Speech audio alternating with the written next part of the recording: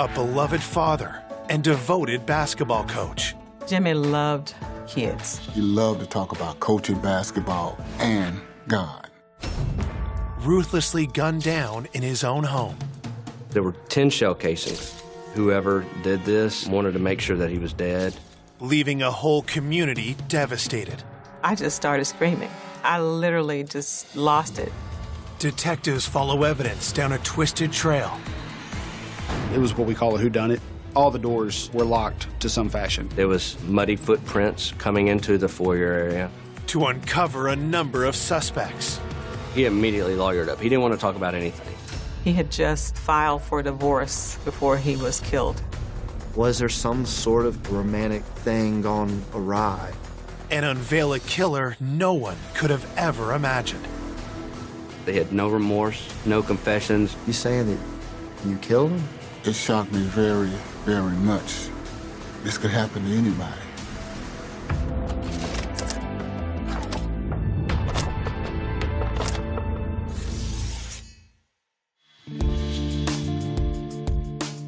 Cordova is a peaceful suburb just east of Memphis, Tennessee.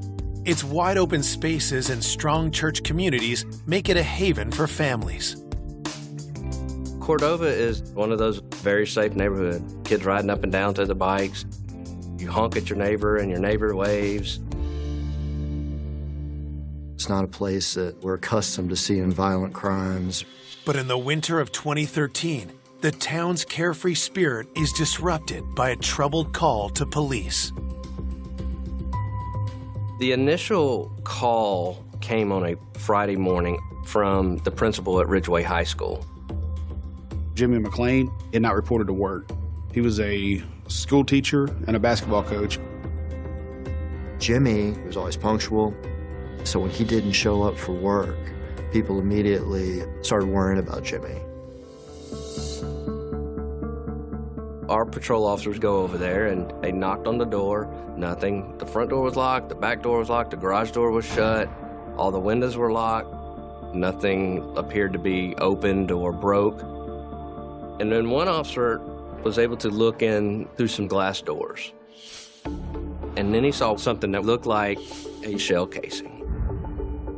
Immediately on alert, officers quickly force entry into the home.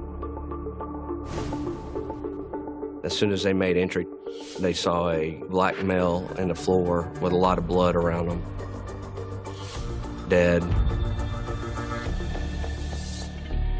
Homicide investigators are on the scene within minutes. When I first arrived, we see a male victim laying in the den area of the house who appeared to have been shot multiple times. Whoever did this wanted to make sure that he was dead. Detectives find a wallet in the victim's pocket. The ID inside confirms this is 49-year-old Jimmy McClain. The big thing that stood out at that time was the numerous shell casings that were scattered throughout the living portion of the residence. There were 10 shell casings, and they were all the same caliber, 40 caliber, but they were two different brands. That puts a theory in your head. Was there two shooters, you know, one brand in one gun, one brand in the other, or was it just one shooter with mixed rounds? Detectives can find no murder weapon at the scene, but something else grabs their attention. There was muddy footprints coming into the foyer area, which we knew were not any of our officers' prints. We were able to lift those prints. I truly was hoping we could identify the type of shoe and the actual size of the shoe. There were no signs of fingerprints to the naked eye, so we were able to swab the doorknobs, both interior and exterior on the front door, for the presence of DNA. An exhaustive search of the house yields no sign of forced entry. We had no signs of robbery, no signs of burglary. The big thing to me was all the doors were locked to some fashion, meaning someone locked the door on their way out upon leaving the scene. That told me that most likely our suspect had a key to the residence.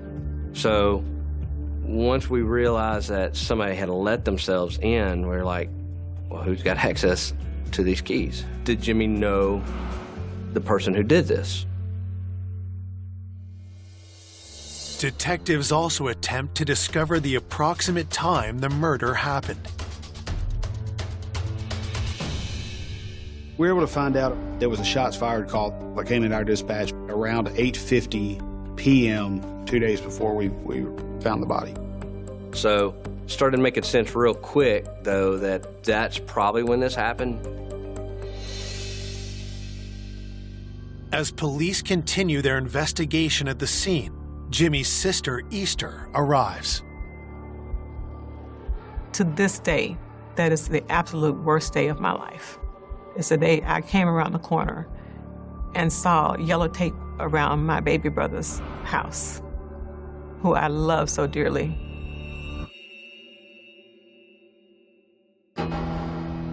The police asked me, "Ma'am, do you know who lives here?"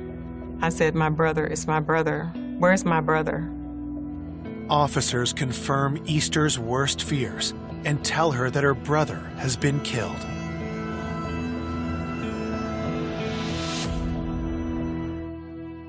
I just started screaming, just started just howling. Detectives ask Easter and Jimmy's mother, Jamela, to come downtown.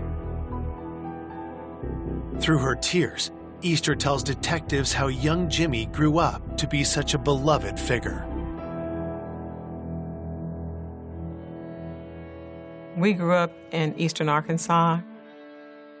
Jimmy is the fourth of 8 kids. He was intelligent, precocious, very athletic.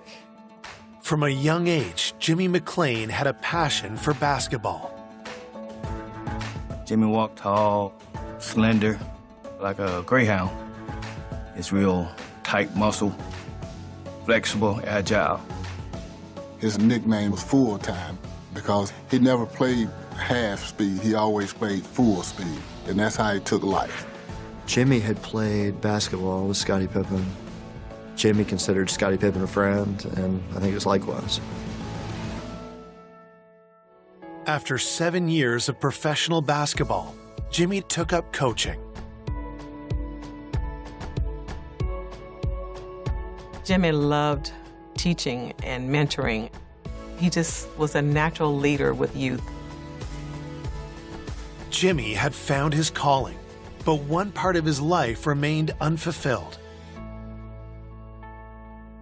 The thing that he talked to me the most about was his desire to be married. In the late 1990s, Jimmy met the partner he'd always dreamed of. Her name was Carla. He was very happy, very excited. He took his relationship very seriously. The next summer, they got married. Jimmy also became a father to Carla's 2 children from a previous relationship, 16-year-old Tiffany and 11-year-old Dwayne. He never had children, so he was looking forward to being a father.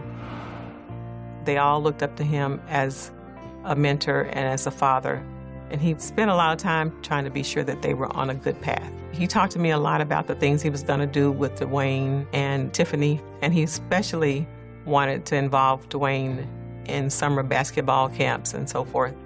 He was very serious about being a good husband and a good father. Together with Carla, Jimmy raised Dwayne and Tiffany as his own. But after 8 years of marriage, cracks started to show in their relationship. Carla wanted the divorce at first. I do believe that the problems were related to something that occurred early on in their relationship. Initially, Jimmy had resisted the idea. I overheard Jimmy telling her that it doesn't make sense for us to be separated. There's nothing wrong. We're not having problems. But eventually, Carla and Jimmy split up, and after 4 years of separation, Jimmy finally agreed to make it official. I don't think I really got the full story about exactly what changed his mind and his heart toward her. But he had just filed for divorce a couple of weeks before he was killed. Detectives are suspicious. Was the timing just a coincidence? Or did Jimmy's looming divorce have something to do with his murder? We immediately thought we need to talk to Carla. Had Jimmy and Carla been in some sort of argument or confrontation? Coming up, detectives unearth disturbing clues. There had been a scandal at the high school. Why are these numbers erased during the same time period as the homicide? And the truth blindsides everyone. We had found the needle in the haystack. They had admitted to killing a basketball coach.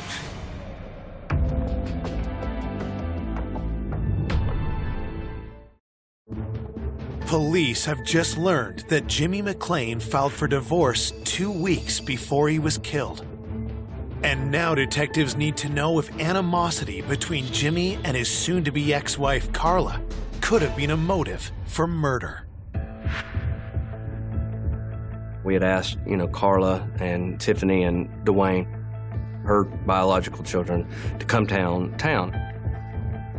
Dwayne and Tiffany wait in the next room while police talk to Carla, starting with her relationship with Jimmy. She says, look, we were going through a divorce, but it wasn't because he was doing anything bad. She said that we fell out of love. Carla tells police that when she and Jimmy were married in 2001, Jimmy treated her kids, Dwayne and Tiffany, like they were his own. But as they grew into their late teens, Carla and Jimmy's parenting styles started to clash. Carla did advise that Jimmy was really hard on her kids. Jimmy was very discipline-oriented, and she always took the side of the kids. In her eyes, they could do nothing wrong. She wasn't going to let Jimmy over-discipline. And some of the issues is what transformed into this growing away from each other. Detectives ask Carla directly if she stands to gain from Jimmy's death. She did advise that she had a life insurance policy through her work where Jimmy was on the policy and she would have been the beneficiary. Was the life insurance payout a motive for Carla to kill Jimmy?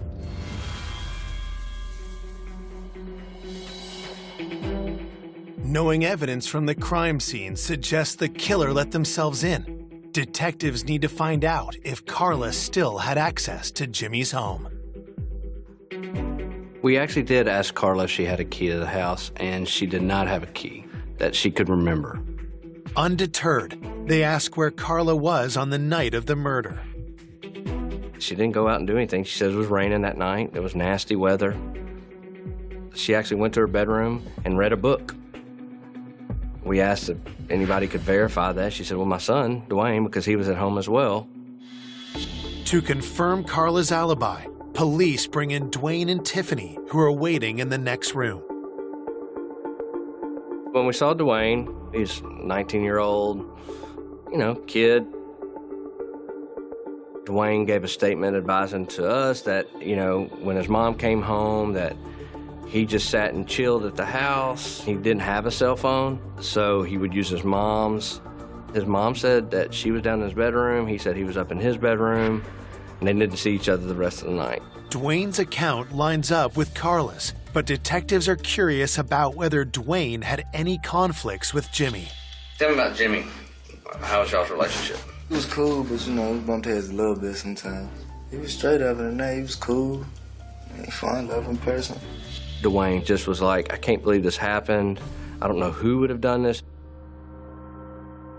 Police turn their attention to his sister Tiffany, and right away sense some tension.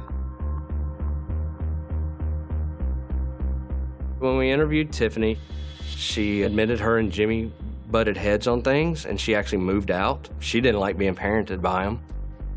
Detectives ask where she was at the time of the murder. Advised she was at home with her boyfriend during the time frame all that Wednesday evening. So at the time we got through interviewing Carla, Tiffany, and Dwayne, there was not anything to lead us to believe that they had any involvement with the death of Jimmy. To help confirm their alibis, detectives ask for Carla and Tiffany's cell phones. We were going to use the technology of the cell phone pinging to corroborate where they were the night of the murder. While they wait for those results, detectives canvass Jimmy's friends and colleagues to find out who else might have had a key to his house. Early on in the investigation, we had to look at everything. With Jimmy being a high school teacher, with Jimmy being a basketball coach, there was multiple people that could have done this. We had to start going back to who knew Jimmy. And the first thing we did was work. We spoke with all the teachers. All the teachers liked Jimmy. Other coaches liked Jimmy. The principal liked Jimmy. Detectives can find no one with a key or even a bad word to say about Jimmy. He was the kindest, gentlest, most compassionate person that I know. But for somebody to snatch your loved one from you out of their own selfish reasons, it really is heartbreaking, and it makes you mad. 3 days into the investigation, detectives receive Jimmy's cell phone back from forensics and discover that he was texting shortly before he was killed. He was texting with a female subject, and they were back and forth talking about some directions and basically good night. The last text we identified as a subject named Pam Smith. The name is new to police, but when they compare the time of her last text with the report of gunshots on the night of the murder, they realize they were just minutes apart. With this new lead, Pam Smith becomes detectives' newest suspect. Who is she? And was she involved in Jimmy's murder? When you read the text messages between her and Jimmy, the lingering question had to be, was there some sort of, romantic thing gone awry?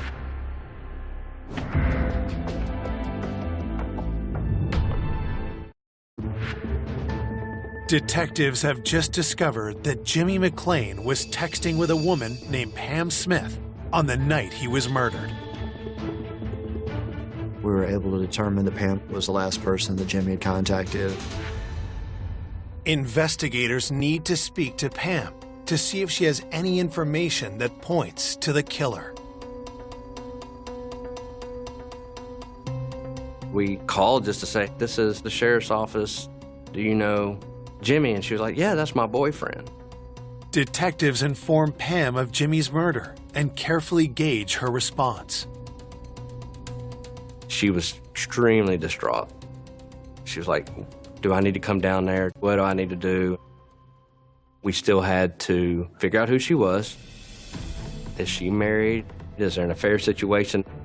Is this a boyfriend, girlfriend situation? Pam tells detectives that she and Jimmy had only been dating for 6 months. We were able to sort of dig into the relationship between Pam and Jimmy, what seemed like a healthy relationship. Pamela claims she was 3 hours away in Nashville at the time of the murder, and she's more than happy to turn over her phone so police can verify her statement. After talking to her, there was nothing that she gave any kind of suspicion or anything. Detectives have one more question for Pamela. We actually did ask Pam if she had a key to the house, and she advised that she did not have a key. But she says she knows who does. Pam had overheard a phone call. Jimmy was telling his wife, Carla, that she could come by the house while he was gone to pick up some mail that had come to the house for her. Pam took note that when they left the house, Jimmy didn't leave the mail in the mailbox or on the front door, but he left it inside the house, which told Pam that Carla had a key to the house. Police believe the killer had a key, but Carla told detectives she didn't have one. The discrepancy raises a red flag. Is it possible that Carla had a key to the house? How can we prove that she didn't come into the house the night of the murder? There's only one way to know for sure. We used the technology of the cell phone pinging to follow her from her work all the way to home. The cell phone data indicates Carla was home all night, and her daughter Tiffany was too. Everybody's statements made sense where they were. There was no reason to pursue any other questions with them or Pam at that moment. Before Carla and Tiffany can be completely ruled out, police must corroborate the calls and texts on their phones with the complete records from the cell companies. And those can take several days, depending on the circumstance. A week after the murder, Jimmy's loved ones pay their respects at his funeral. Jimmy's funeral was held at a local Church of Christ, probably a couple thousand people there. Jimmy touched a lot of people. Going to Jimmy's funeral was a tough process for myself. So many people loved him. The mystery of who could have killed Jimmy is on everyone's mind, and grief-stricken loved ones are desperate for answers.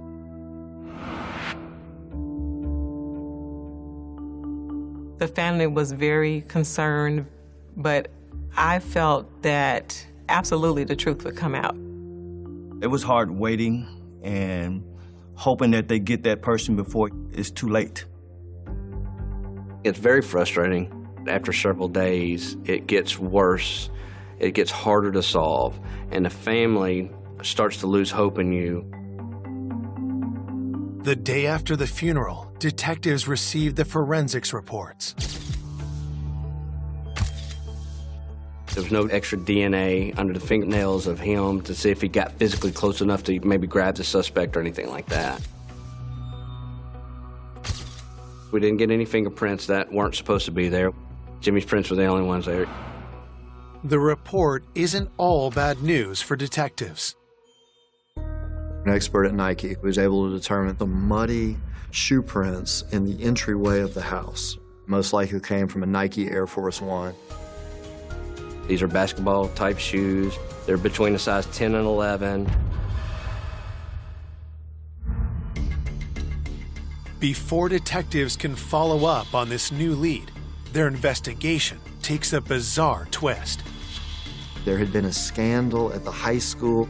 Ridgeway High School had a very good basketball team. They were one of the top in the state.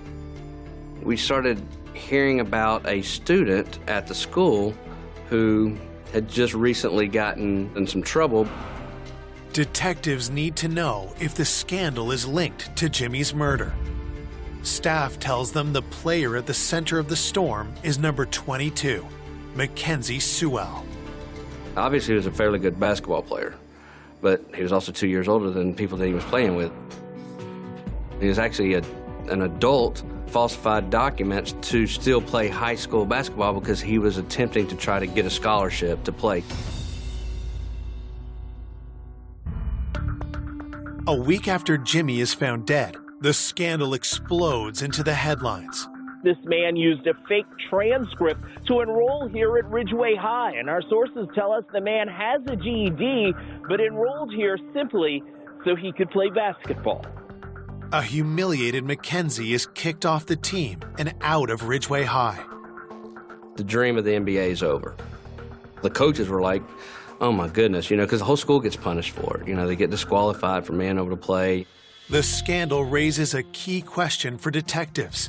Had Jimmy discovered the truth about Mackenzie and been silenced before he could report him to authorities? Did Jimmy initiate this whole situation? Because we knew Jimmy was an ethical individual. If Mackenzie thought Jimmy had anything to do with this, then this could be a reason why Jimmy was murdered. Police are eager to talk to Mackenzie, but that's not going to happen. He immediately lawyered up. He didn't want to talk about anything. Detectives try a different approach. They go to speak with the person who registered him at Ridgeway High, his mother, Chandra Nicole. What she tells them is more bizarre than they could have imagined. What we found out is that was his wife.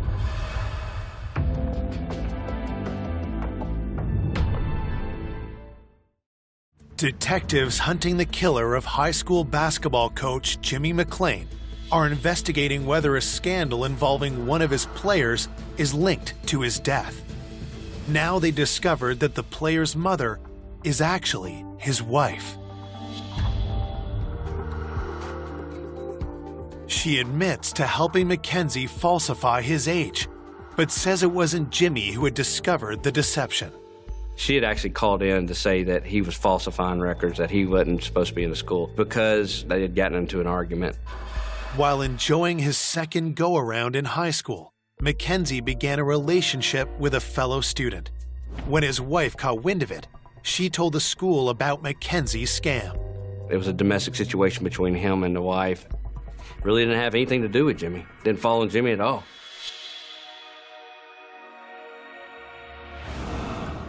Once again, a promising lead evaporates into thin air, and over a week into the investigation, police are starting over.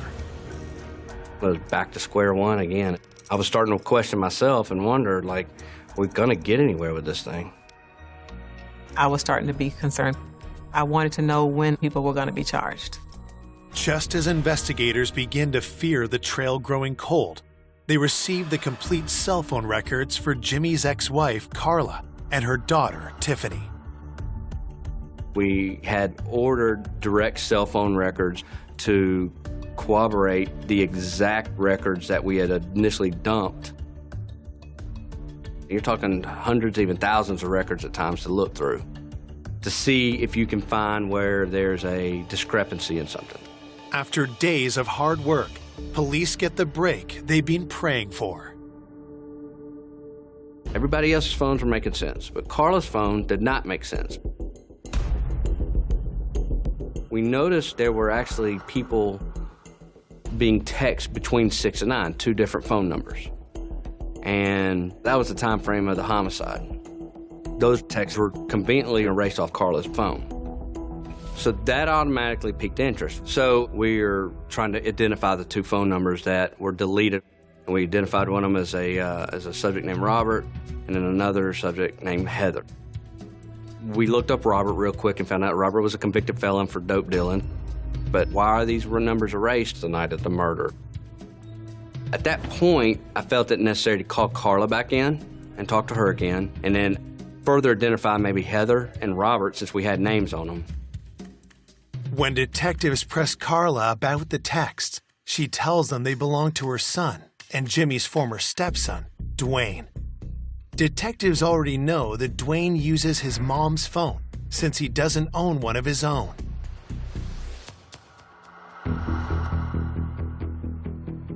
Carla said that Heather was a girlfriend.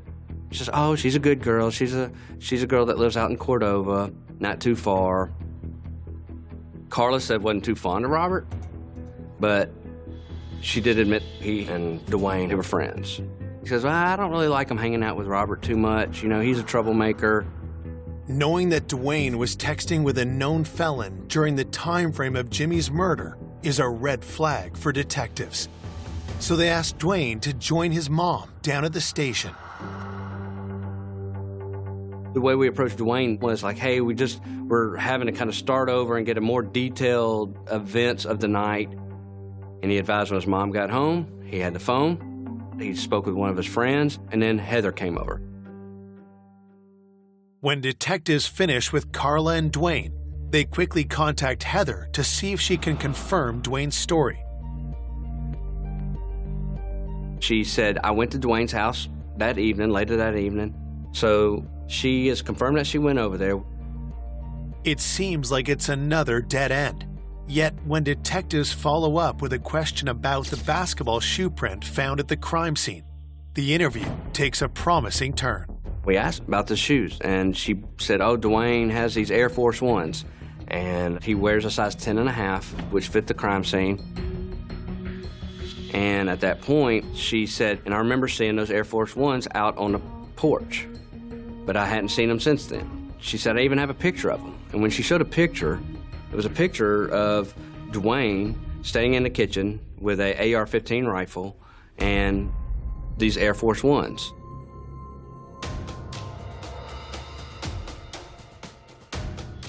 Police quickly get a search warrant for Carla's home. Searching the closets and everything else, so there's no Air Force Ones in there. There's no shoes that match the homicide. took pictures of his room, and we left. We didn't come out at that house with anything. So far, linking Dwayne to the crime has not proven fruitful. But detectives have another strategy. We know for a fact that there was text messages between Robert and Dwayne during the homicide. We feel that those texts could be very important. Since he'd erased them off his phone, we couldn't get them. So my goal was to get a search warrant for Robert's phone, hoping that the text messages were still on his phone, visible where we could see them. While police wait for a warrant to be approved, officers keep an eye on Robert. I arrived, and within a few hours of setting up surveillance, Robert Collins came out of his house. At that point, our detectives went to talk to him, and Robert took off running.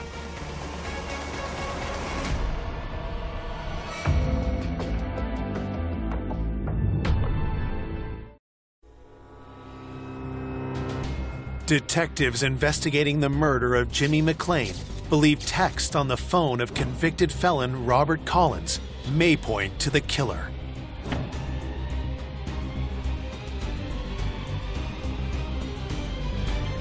When Robert took off running, he ran a good ways, but we needed to catch him. We didn't want him to destroy his phone or anything like that. As Robert Collins was running away from the scene, he tossed something. Our detectives ended up catching him on foot, and when they did, he had a large amount of narcotics. The illegal drugs give detectives reason to arrest Robert. But even more incriminating is what he tried to discard as he fled. When we saw that he had tossed a weapon, we immediately thought maybe that was the weapon that was involved. So in the back of my head, I'm thinking, oh, this is fantastic. Are we going to solve the homicide right now? You get excited, like, hey, we're there, we're going to get this. Police bring Robert down to the station, but before they question him, they carefully examine his gun and phone. I think it was very quickly determined it wasn't the weapon from the scene. Still, detectives have plenty of leverage on Robert. He's a felon convicted with a handgun. Now he's got another handgun on him and a large amount of drugs. This could easily go federal.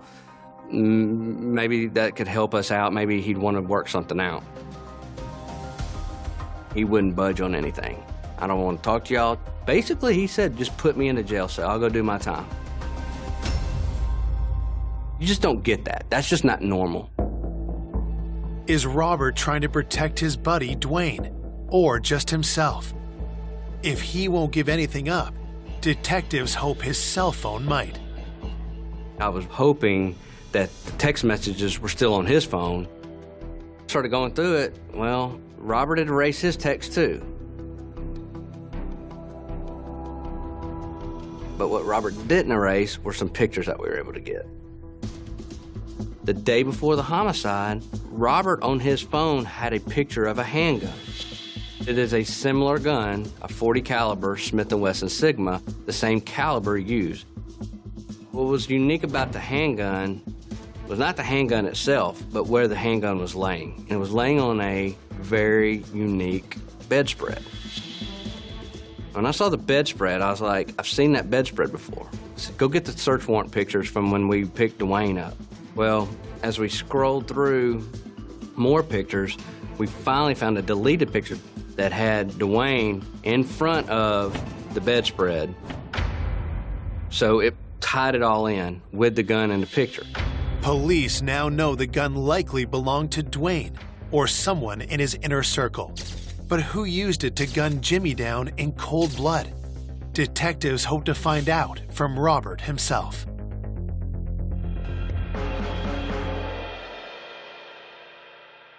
So when we put Robert in jail, we were hoping Robert would say something on the phone. The first phone call that Robert made was to a young guy.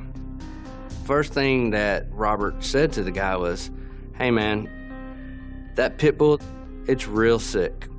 And the guy kind of like, I don't think he caught what he was saying. He's like, oh yeah, just laughing, I got you. And Robert, you could see, was very frustrated. Like, no man, I'm not kidding. You need to get rid of that pit bull, it's sick. Bro, I shouldn't have sold it to you. We did have indication that pit bull was most likely the gun. And real sick. put it in street terms, means it has a body on it. Detectives traced the owner of the phone Robert called. It was a kid named Jamarius that lived in the Cordova area.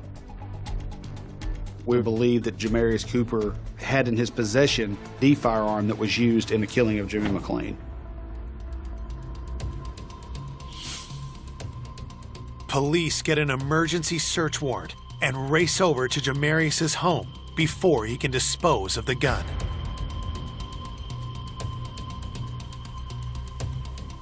When we got Jamarius Cooper's bedroom, we systematically started going through places that things could be hidden. We were going through it, and we weren't finding anything. And then one of my detectives, probably into the 30th box or so, he's like, I got something. And I was like, do what? When I saw that gun, I immediately felt like we had found the needle in the haystack. We had known through this investigation that most likely we were looking for a very specific gun. That is the same style gun that we're looking for. Same caliber, most likely the same brand, the same model. At that moment, I was like, Jimmy's here. He's guiding us. He's telling us it's all here. He's not making it easy.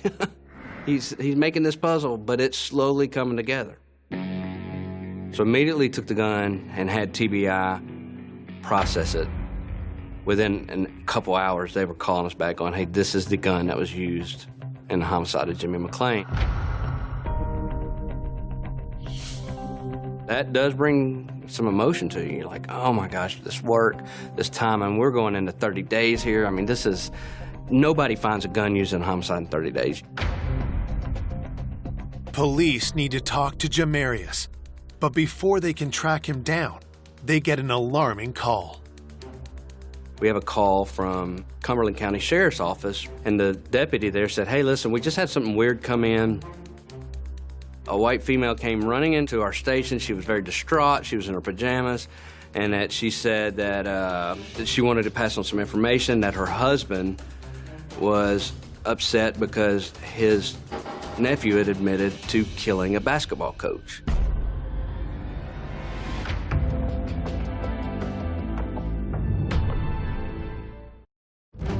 Detectives investigating the murder of Jimmy McClain have just received an unexpected call from a sheriff's office 5 hours away. And the deputy there said, a white female came running into our station. Her husband was upset because his nephew had admitted to killing a basketball coach. Her husband was Carla's brother, which was Dwayne's uncle. Detectives are stunned. Dwayne's uncle is Donald Page, a known felon. Detectives bring him in, knowing they may only have one shot to get him to talk. He was I'm not talking to y'all, I ain't got nothing to say. Police remind him of one simple fact. If he's withholding information, that makes him an accessory to murder. And all of a sudden, he said, look, my nephew said he did it. Dwayne had, in fact, taken him aside and said, Unc, I had to handle my business. And Donald said he looked at him and said, are you saying that you killed him? Dwayne said to him, I had to stand up for my mom. Dwayne, he loved his mom. They were having some financial issues, and Dwayne thought that if this divorce could just be done with, I could get the money from the house. And I think Dwayne took it upon himself to do whatever he wanted to do, and which unfortunately led to the homicide. There was tension between Jimmy and Dwayne already. So there was that divorce, money, financial implication, motive. With an accessory charge hanging over his head, Donald agrees to testify against his nephew. At that point, I called the prosecutor and told him what we had, and he said, I think it's time to go lock up Dwayne Moore for homicide.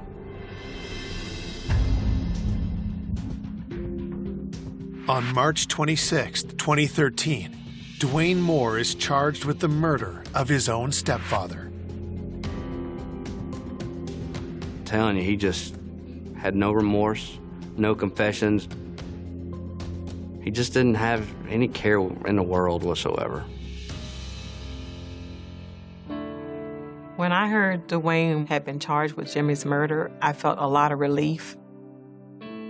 I was shocked to know that someone that he had influenced this long in this young man's life that would take his life. It went deep to my core as far as emotionally. This was unbelievable because of who Jimmy was. 14 months later, Dwayne Moore stands before the Memphis judge and jury. The prosecution lays out what they believe happened the night of the murder. Dwayne had it in his head that he was going over there to kill him. He knew that there was a key to the house that Carla might have forgot about. I think he waited until he saw Jimmy pull in, let himself in that front door.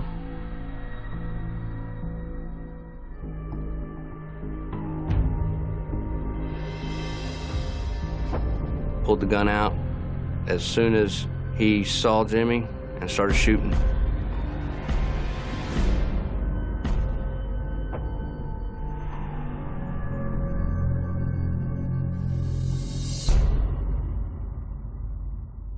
I think he did it in about 5 minutes at the most.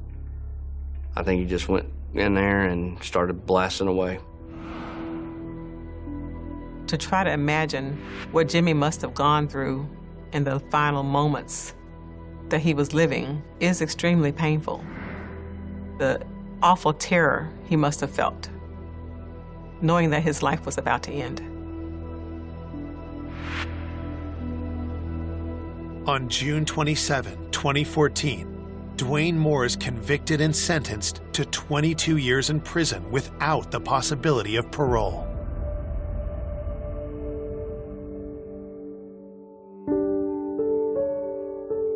It hurts. It hurts that somebody thought so little of my family that they could take somebody so precious to us. While Jimmy's family still misses him every day, his love for educating young people lives on. To honor Jimmy's memory, we established a scholarship in his name at the University of Arkansas at Conway. I think Jimmy would want to be remembered by being a godly man, a kind man, and a peaceful man. That's what helps me to try to let the anger go. Don't be mad. Just thank God that he was here and that he was my brother for as long as he was. I miss him and I love him. For more information on an unexpected killer, go to oxygen.com.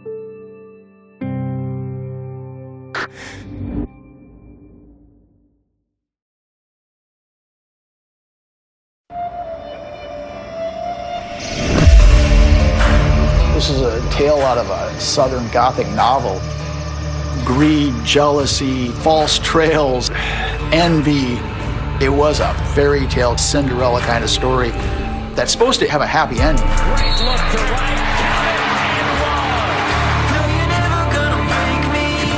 Lorenzen was an absolute force on the court. He was an instant millionaire. Just as fast as he was making money, money was being spent. He loved the ladies. The ladies loved him too. It was almost like he was just blind with love. She put moves on him like karate chop that they don't do in Mississippi.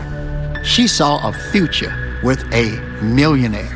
And then, out of the blue, Lorenzen Wright went missing. If he's missing, he doesn't want us to know where he is. Developing tonight, a former player disappeared and... We gotta investigate, What was your interaction like with the police? I was on them. Check this person out and this person out. I am the mother of Lorenzen Wright. I mean, that's a mother's love for their child. Oh my God, when I heard that story... I didn't know what was going on. I felt like I was in the Twilight Zone. Is it possible that his friends, people who knew him and loved him, might not have known about this other side?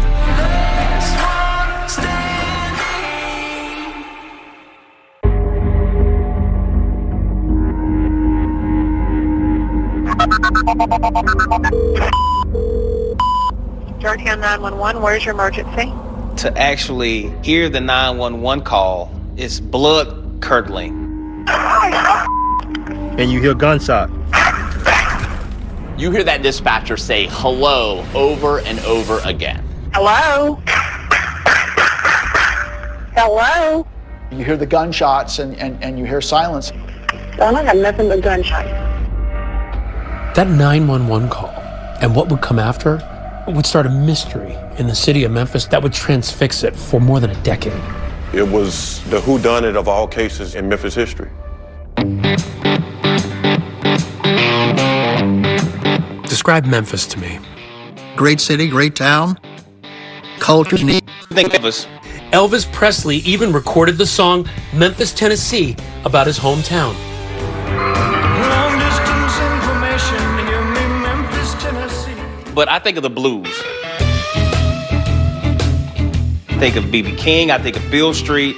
Memphis is the birthplace of the blues and rock and roll. People in Memphis love to talk about the music. What they don't like to talk about as much is the crime. Every time you turn the TV on, you hear of someone being murdered. 3 people were shot and 1 man died. Being robbed. An attempted robbery led to shots being fired. A stab, a shot. But the shooting took place on Chestnut. It's an ongoing thing, man. Memphis has always been this city of haves and have-nots. Probably 30 to 40% of our people are below the poverty line. And Memphis has had its share of crime through the years. These disparities, both racial and economic, they're still there in Memphis. But one thing brings Memphis together, and that's basketball. Basketball bridged a racial divide in Memphis.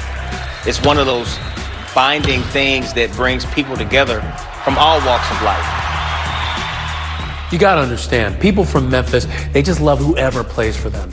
So imagine if that player is homegrown. Trail by 5, dribble drive, left hand followed by Lorenzen Wright. That love then just becomes off the charts. This is why what happened to Lorenzen Wright was such a big deal. It's why I went there, to really sit down and talk to the people who knew him best. Who is Lorenzen Wright?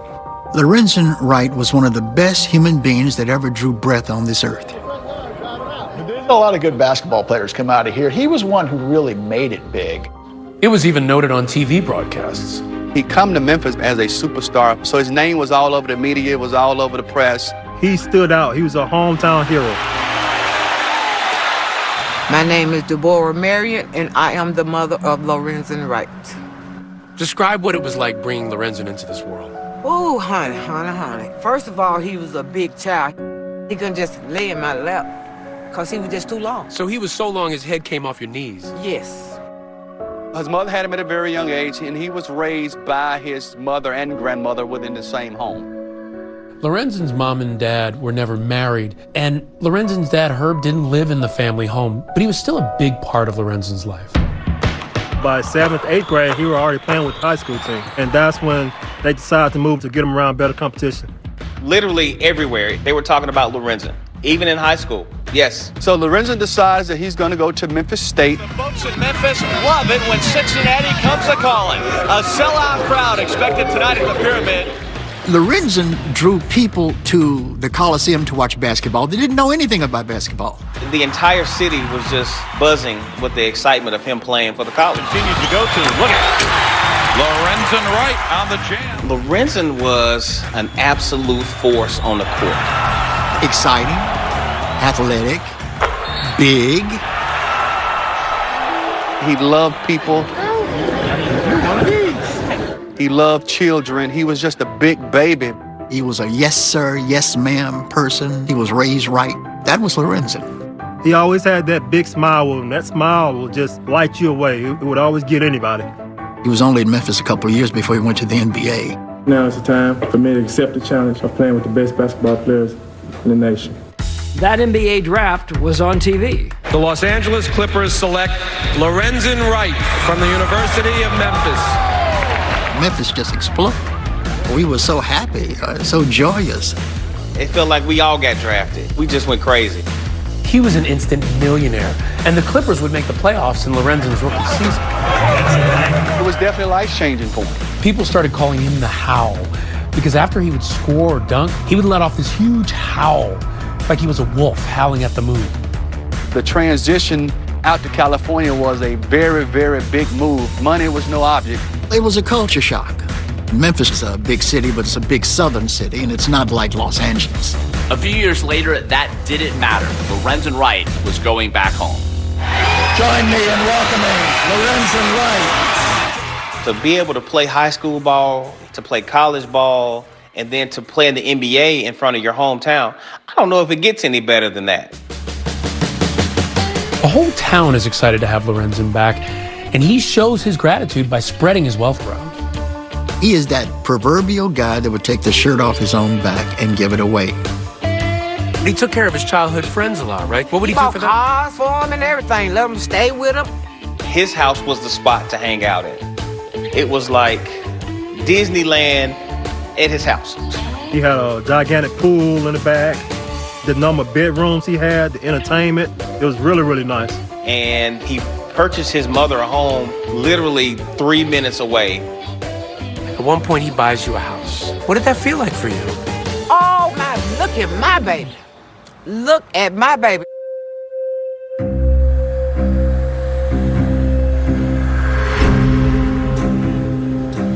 The little shortcut from Lorenzen's house to his mom's house was a little road. Didn't nobody else's parent live on one end and the child live on the other. That was our road, our little cut through. It's called Callus Cutoff. Callus Cutoff. It's not a road you want to drive down there. No lights. That was a road that if you didn't know it was there, you didn't know it was there. It's in the city, but it's actually just feels like you're out in the country. I mean, heavy woods on both sides. If you're driving, you just want to drive on through it. You don't want to stop. Lorenzen had driven that shortcut maybe hundreds of times, and nothing had ever happened. He probably never thought for a moment that it might be dangerous. And then, out of the blue, Lorenzen Wright went missing. Police have joined in the search for missing NBA player Lorenzen Wright as his family is starting to fear the worst. This is a millionaire. He's a basketball player. If he's missing, he doesn't want us to know where he is. It was a fairy tale Cinderella kind of story that's supposed to have a happy ending. That was the biggest mistake he ever made in his life.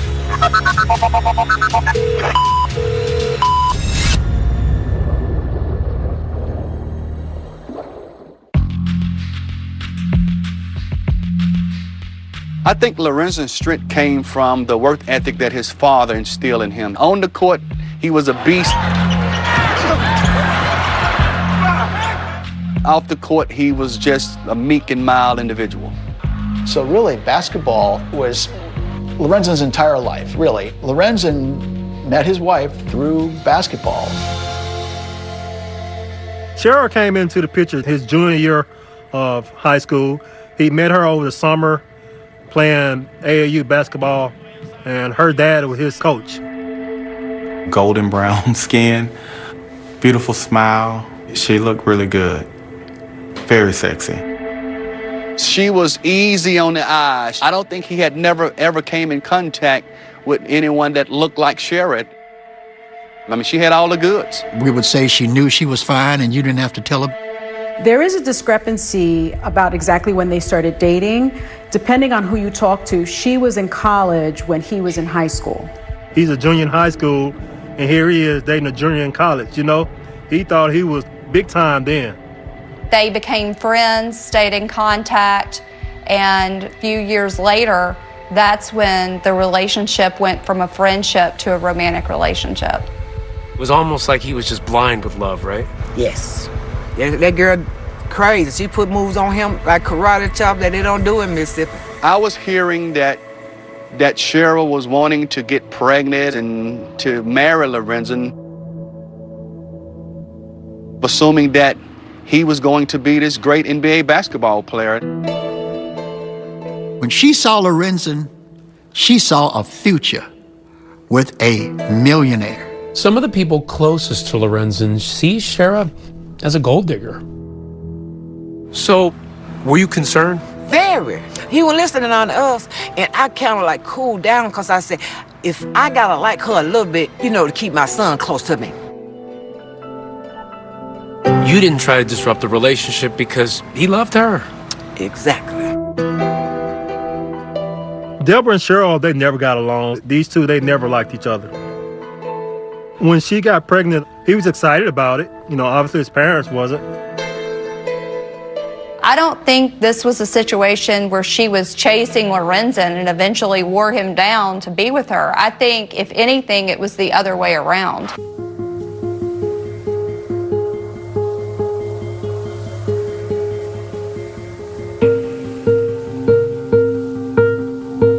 So while we're in college doing the fraternity thing, she was about to give birth to Lorenzen Jr. at the time. In between class and practice time, he would go see his baby. Some of his friends and family feel that Shara has trapped him. She knew once she had a child, it was over, marriage, because he wanted to be in the house with his child. And at that point, you knew that she was going to get married to him. Yes. It was a couple years later after they got married. Of course, he had always told us that he wanted a big family. As Lorenzen's NBA career blossoms, so does his family.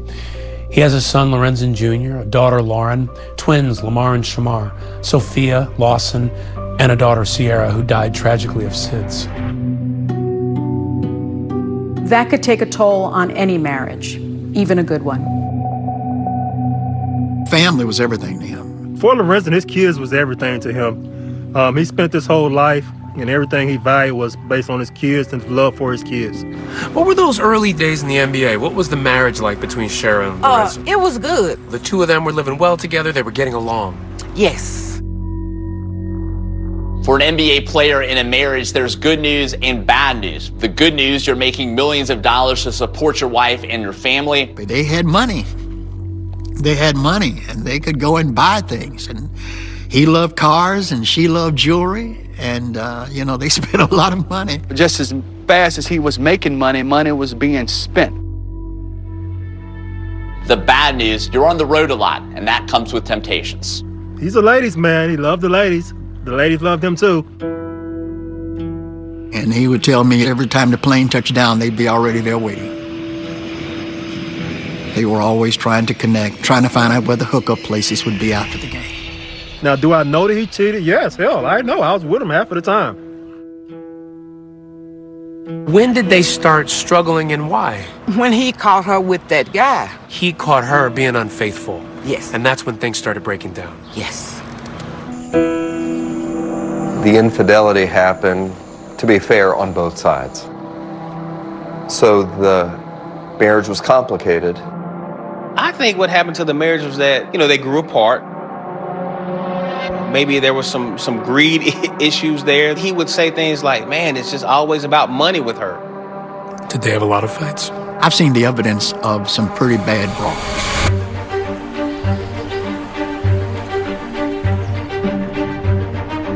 Told me the marriage ended because he didn't trust Cheryl anymore. She felt the same about him, but they were still going to try to find a way to raise these kids. At that point, how was his relationship with his kids? Fine. He said this, Shara is the one who filed for the divorce, not Lorenzen. But he was not going to fight for it because he wanted it over with as well. The post-divorce life between Shara and Lorenzen Wright appeared to be routine until that one July day when he went missing. At that point, we said bye. They get out of the car, I drive away, and that's the last time I see my friend. Start here 911, where's your emergency? And when police would begin to pull back the curtain on Lorenzen's private life, the city of Memphis would learn some troubling new stories about its hometown hero. There's another side to Lorenzen that you all don't know about.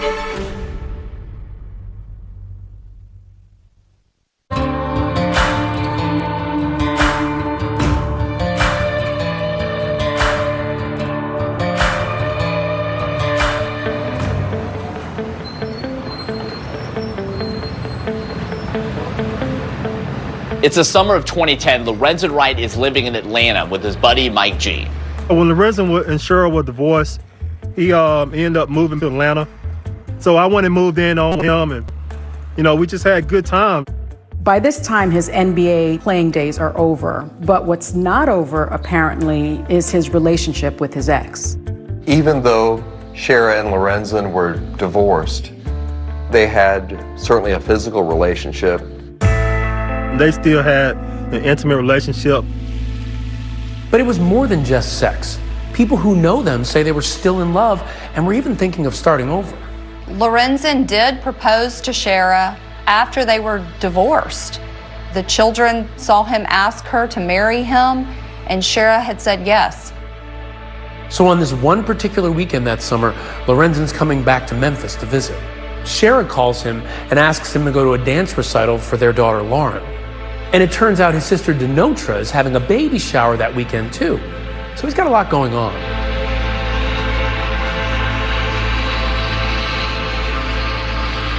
I drove Lorenzen to the airport and to fly out to Memphis. As I look back and now, I think that something was going on because Lorenzen was always on edge that whole week, which I thought was unusual.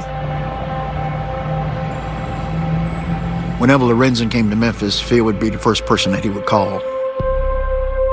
Completely unexpected, out of the blue. He calls me and says, "Hey, bud, I'm in town. Let's hang out."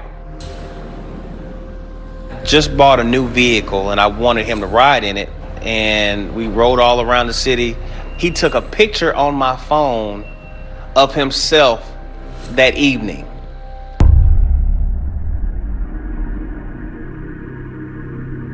To look at that photo, you would never know that Lorenzen Wright's life was in serious danger. Just after 10 p.m. on this hot July evening, temperatures just now dropping below 90 degrees. Doesn't look like we're going to have any relief in sight. This is Tim Van Horn, and you're listening to WREC. Just a few hours later, a 911 call comes into the nearby town of Germantown, Tennessee. Germantown is just east of Memphis. It's one of the smaller municipalities right outside of Memphis.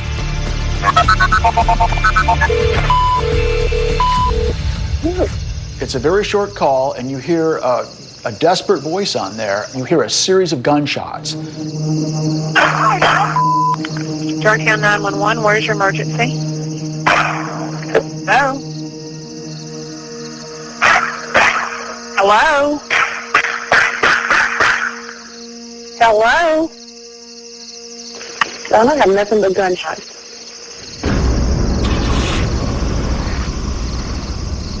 There's no caller ID, so the dispatcher doesn't know where the call is coming from specifically. They thought this call was a hang-up. There was no follow-up. Operator picks up the phone. Georgetown 911, where's your emergency? And you hear gunshot. Hello? To me, that calls for immediate response. Like, you leave it alone. You leave it alone? For our report, 2020 reached out to the Germantown Police Department to ask why they didn't immediately follow up on that 911 call. They declined to speak with us. But at the time, a department review concluded that dispatchers properly followed procedures. It was an opportunity lost. Because on that call is the last time anybody would hear Lorenzen's voice. I probably called him 4 or 5 times that night. And I texted him about 3 or 4 times. And I just really figured that, maybe he had fallen asleep. He was supposed to be coming to the baby shower. I kept calling him all that day, and he didn't answer the phone.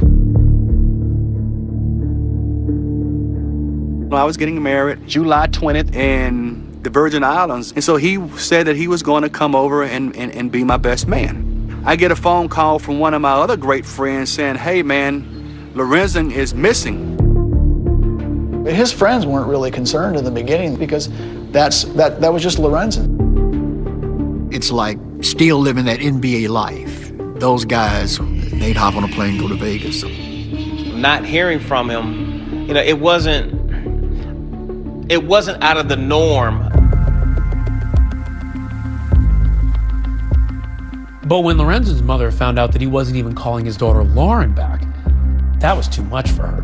She filed a missing persons report. When I first got the news, I got a phone call. "Did you hear that Lorenzen was missing?" Initially, I was not alarmed. I'm thinking if he's missing, he doesn't want us to know where he is. It's on purpose. I became concerned when I saw the concern in her face and in her voice. When that missing persons report is made officially known, it becomes a major news story. Developing tonight, a former player for both the Memphis Tigers and the Grizzlies has disappeared, and now his family is worried about his safety. Talk just spread all over Memphis. Where's Lorenzen? What's going on? So the Memphis Police Department starts a missing persons investigation. When somebody goes missing, you have to look at their circumstances at the time. They look at their inner circle. Is anybody new? Did they owe anybody any money? What was Lorenzen's financial condition after basketball? It was not good. It was not good at all, and that really affected him greatly. Lorenzen Wright made as much as $55 million playing basketball. But because he and Cheryl were spending like crazy, there actually wasn't that much left. So to compensate, he always had some side businesses. I think he was doing the side businesses just to, try to create other streams of income for when he did retire. He wants to invest in something else, have other things going on, His dad ran his sports cafe for him. He also had a car detailing shop. Among those off-the-court business relationships, there would be one relationship that would come back to haunt Lorenzen Wright, a man named Bobby Cole. Bobby Cole was a high-level drug dealer. How would Lorenzen be connected to a drug dealer? But Cole was not only a drug dealer, he was also a race car driver, and Lorenzen, as it turned out, loved cars. At some point they meet, and Cole agrees to buy 2 of Lorenzen's cars. I remember him telling me, man, I sold the guy my cars. Now, what the guy was doing, I did not know.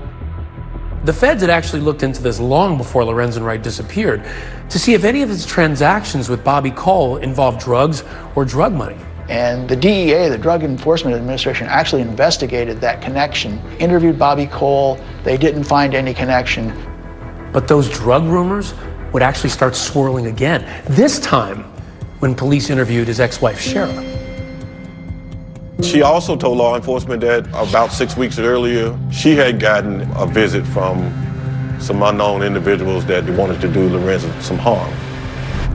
Cheryl Wright, in talking to investigators, claims that she saw Lorenzen leaving with a man she didn't know, carrying a box with drugs.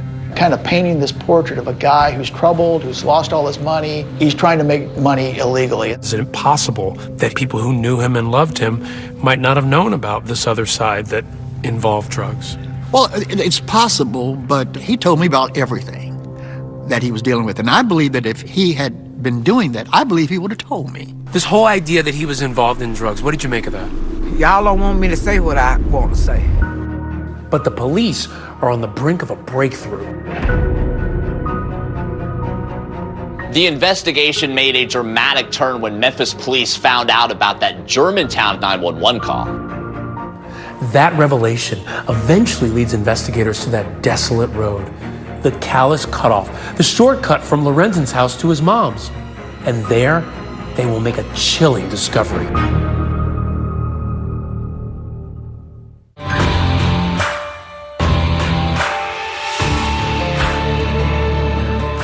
Since I've been growing, I've been strong and tall.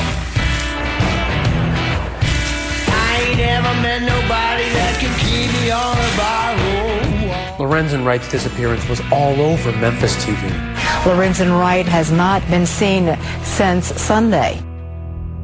One local news crew even got his ex-wife Shara to come to the door. He was fine. And he's fine now, and I'm not gonna believe anything other than that. He's fine now. In those days after Lorenzen went missing, his friends are all trying to come up with plausible explanations as to where Lorenzen might be, that maybe he is fine.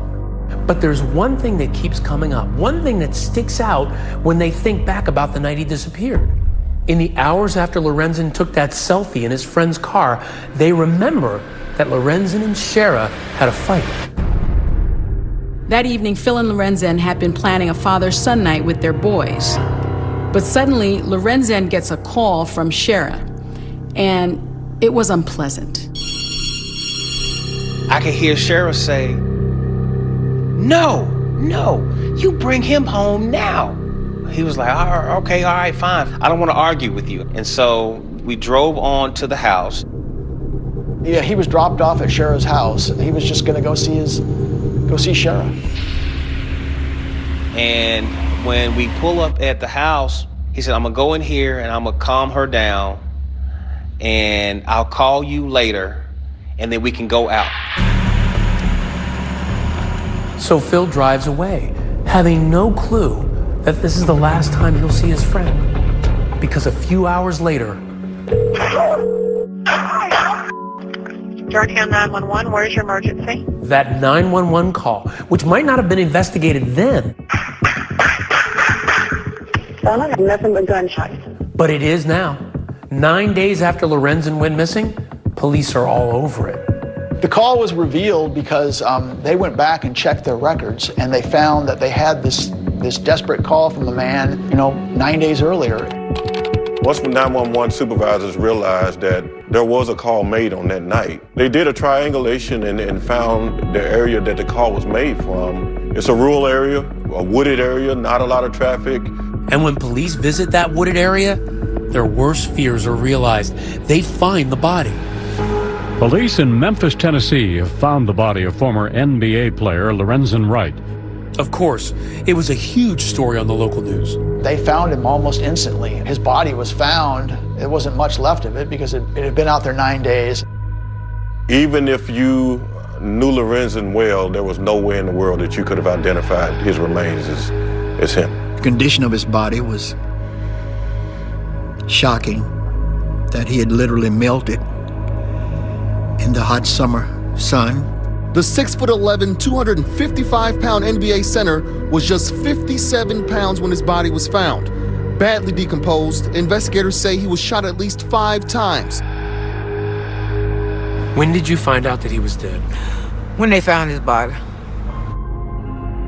When I got that phone call, I just threw down the phone and just broke down, It was really, really painful. Me and my girlfriend jumped in her car and flew over there so quick. I was trying to get down there where he was because I wanted to walk his last step. Because me and him was like this. So you went to the crime scene. It was as if you wanted to find a clue. Right. By literally walking in his footsteps. Yes. You could see a mother's anguish in real time as news cameras capture her desperation to see her son. Lorenzen Wright's mother was ushered behind the crime tape by MPD investigators. She was visibly upset but did not speak to the media before leaving the scene. They had her on the news. Where's my baby? Screaming out, where's my baby? Did the police let you get into the crime scene? They let for a little bit, but they wouldn't let me get all where he was. They let me get under the tape. I went under the tape anyway. Of course, they tried to stop me. Did you see your son? Nope. They wouldn't let me get that far. This area is woodsy. It's quiet. It's really remote. That area was also not very far from that shortcut where Lorenzen Wright once lived near his mother, the Callis Cutoff. The Callis Cutoff? That was a shortcut Lorenzen had taken hundreds of times. It's a strange place for his body to show up. Was it a clue? No one was concentrating on it in that moment. No one was talking about the fact that, that he lived nearby.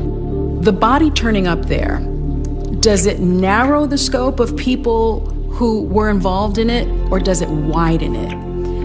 It's still very hard to tell. Publicly, yeah, there was a lot of talk about other people being involved. You talked to people and asked, did you know anybody, any reason why anybody would want to hurt Lorenzen? Was he involved in illegal activity?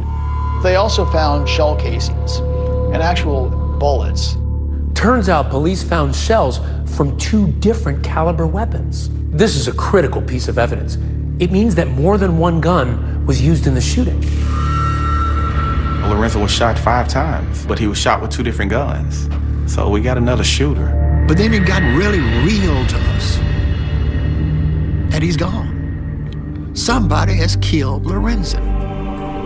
I'm thinking to myself, oh my God, who could have killed my friend? Why would somebody want him to die? The answers wouldn't come quickly. In fact, it would take a book written 5 years later to shed new light on the case. A book written by none other than Shara herself. And then this book comes out, which almost appears to give clues.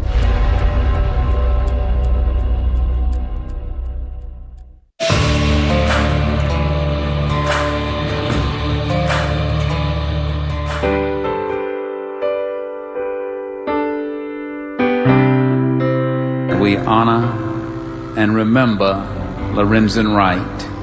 Lorenzen's funeral was almost a state affair here in Memphis.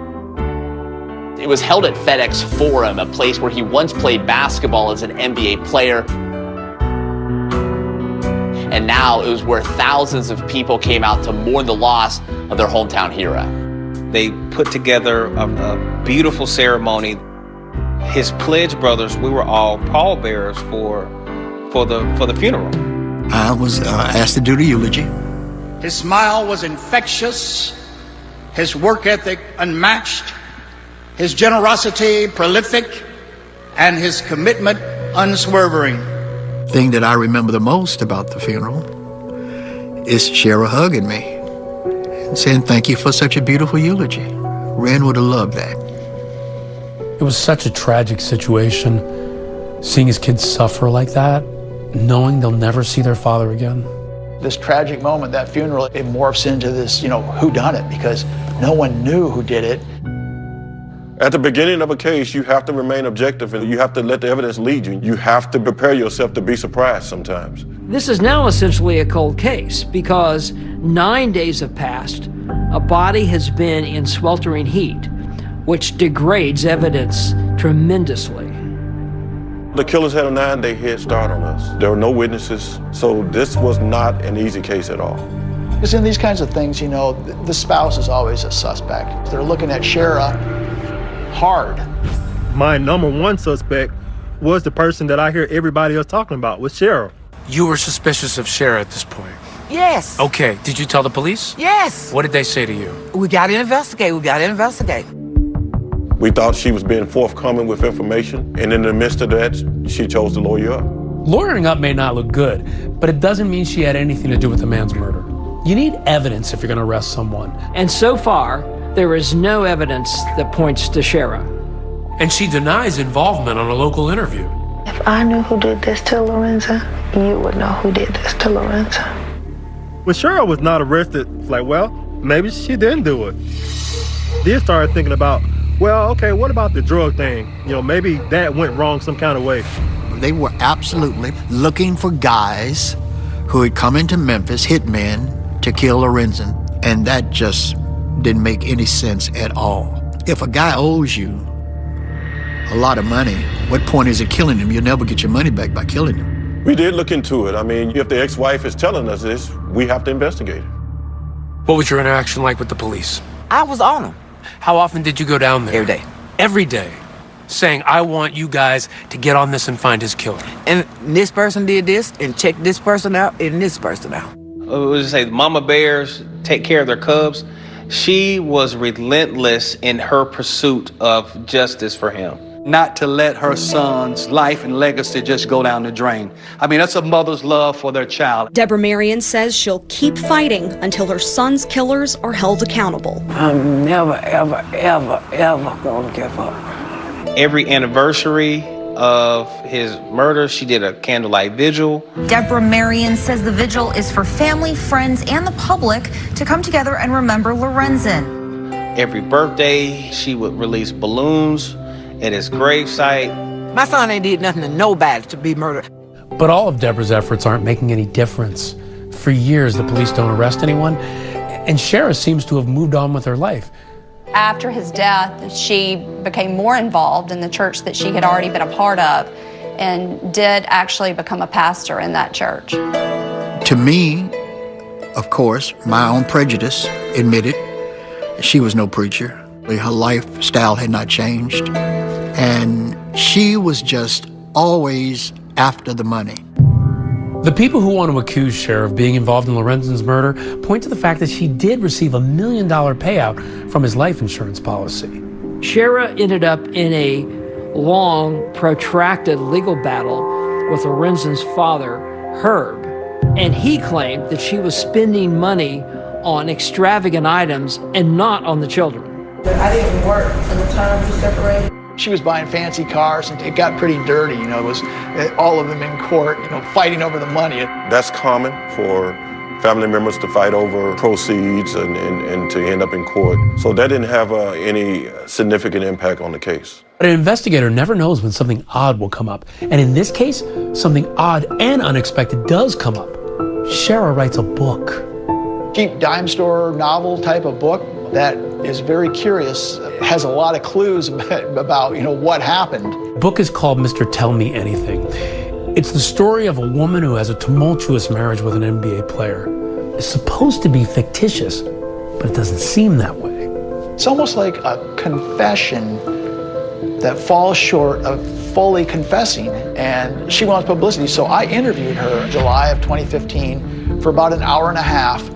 Sure, I'm going to need you to speak up because I'm worried about the background noise. Commercial appeal reporter Mark Paraschia conducts an extensive interview with Shara at a restaurant called J. Alexander's. It's a busy, trendy restaurant chain in Memphis. Let me ask you this, Shara.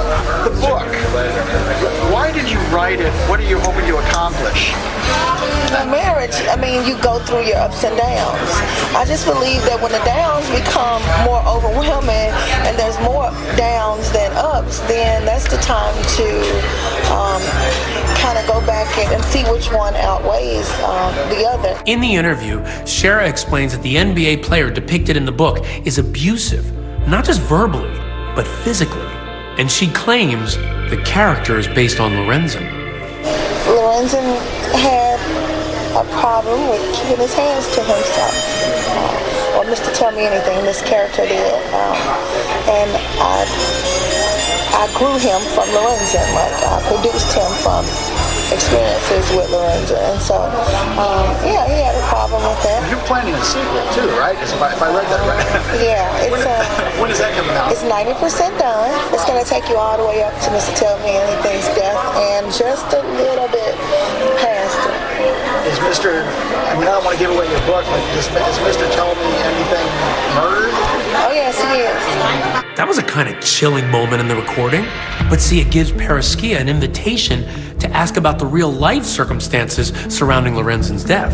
Any idea who did this? Or I don't know. She missed her husband. She wanted them to find her, the killers, and that there's no reason for anybody to suspect her. Did you have anything to do with his murder or his disappearance? I'm a mother. I'm a wife. I'm an author. And the police should find his killer.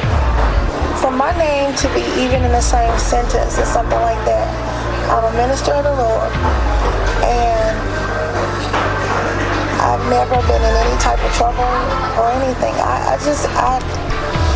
I'm a mother, an author, and a wife. She just flat denies it. To me, she had was very convincing. But Shara would soon appear very convincing to another reporter who comes to do a story on her. His name is Kelvin Cowens, and he's about to commit a cardinal sin for a professional journalist. And I was like, she's tall, she's beautiful, I'm in trouble. We started dating immediately. Kelvin Cowens may believe he's found true love, just as a Memphis dive team finds something critical at the bottom of this lake.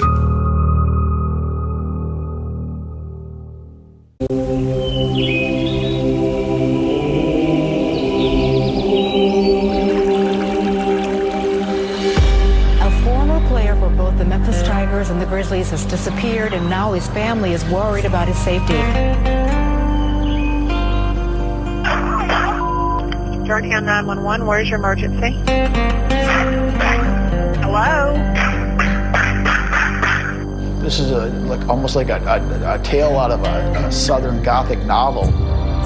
Greed, jealousy, false trails, envy, cold-blooded murder is compelling on so many levels. It's a soap opera gone awry. Wright was found in a wooded area just outside Memphis. This is not only a news story, but it's a sports celebrity story. It's a murder story all wrapped into one. It's just one of those things that I could never put together. How does such an amazing guy end up dead and in a field? It was a case that until we solved it, it was going to hunt us. It was literally going to hunt us. But his mother, God bless her heart, she continued to keep it in the forefront, to keep it going. I'm never, ever, ever, ever gonna give up. But Deborah wouldn't give up on it. She is absolutely the heroine. She is the hero of this story. She harassed literally the police department every day. She kept the heat on the police. She was in the news media for years, criticizing them for not doing enough to finding out who killed her son. She basically told me once I became the director, you're going to solve my son's murder. And you're not going to get rid of me. You let everybody know that you would not rest until your son's killer was found. Yes. I wanted to solve it really, really bad. You know, not only for the city, for Lorenzen's mom and for his kids. I've never seen a mom to be that emotionally distraught over the murder of her child. And I've investigated a lot of murders. She was heartbroken. She was heartbroken, and it was very difficult for me to watch. So while the case has gone cold, Lorenzen's ex-wife, Shara, has not withdrawn from the public, and many people are suspicious of that. The book she's written, supposedly fictitious, called Mr. Tell Me Anything, it's making headlines and raising eyebrows. And it seemed to garner the attention of one man in particular, Kelvin Cowens. Cowens was a journalist who interviewed Shara about her book. He was one of the people I really wanted to talk to when I visited Memphis because of how close he said he got to her. What is Mr. Tell Me Anything? For me, it was the inside look at an NBA wife. What does the man do to the woman in this book? Oh, man. He breaks her. He breaks her mind, he breaks her will. According to the book, affairs, there is some domestic violence in there. I believe that the stories that were described in that book are based on what really happened, yes. It does make Lorenzen look like a really bad guy. In this book, there are specific descriptions of violence. And what do you make of that? I just don't believe it. I think that is purely fiction. If he was all of that, why she stayed with him so long? She could have got a divorce at any time and got plenty of money. Girl, please. I don't believe nothing she say. If she tell me that her hair is black, I said, no, it's orange. I just believed it. I was like, she's bearing all. Kelvin Cowens doesn't just believe her. He says he was romantically falling for her. It's something that, as a journalist, he admits was crossing a line. While they were dating, and even after they moved to Houston, she completely convinces him that she had nothing to do with Lorenzen's murder. Well, I'm like, if she had done something, they'd have her by now. I mean, I would have never moved away with her if I thought she was a killer. Shara moved out of Memphis because she was tired of the suspicion and all the negative publicity she was receiving here. Did anybody know who she was in Houston? Did anybody treat her in a certain way because of that? No one treated her different. No one treated the kids different. It just wasn't a subject. We were embraced in Houston. She moves to Houston, appears to live a quiet life, but one problem, Kelvin said he never could quite get used to Shara's love for money. That was like, oh my God, not about money again. Cowan says they started arguing because he says long after the fight over the insurance money, Shara still wanted more from the estate, and he claims it blew apart their relationship. Why was it the last straw? Greed. I cannot believe that, your apex of life is still, how much more money can I get? And you couldn't live with that? I couldn't. The relationship ends. Shara moves to California with the kids to be near her brother, and Kelvin moves back to Memphis. Neither of them are aware that the Memphis police are about to take a new look at Lorenzen's murder. They call it Operation Rebound. They want to rebound, to use a basketball term, go through the evidence one more time, find that one key break. I received a phone call from the Memphis Police Department, and he said, we want to run through everybody's story again. By now, Tony Armstrong has left the department, but he's still following the case closely. I immediately thought, okay, somebody has gotten themselves in a tight spot, and they're starting to talk. The police suddenly announced, we found the murder weapon in a lake in Mississippi. News about finding at least one of the guns was all over local news. 7 years later, the gun the killer may have used was found in a lake in Walnut, Mississippi in Tippah County. How did you hear about them finding the gun in the lake? They called me.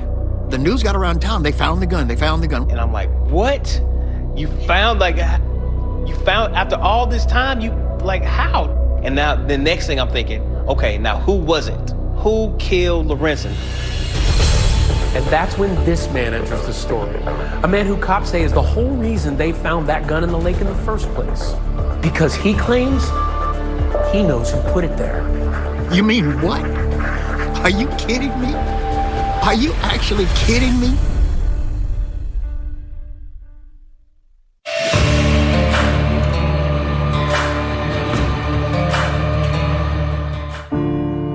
There is a Bible verse that says you can be sure that your sin will find you out.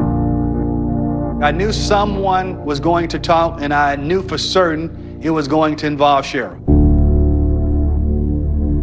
The rebirth of the Lorenzen Wright murder investigation largely is built around Jimmy Martin.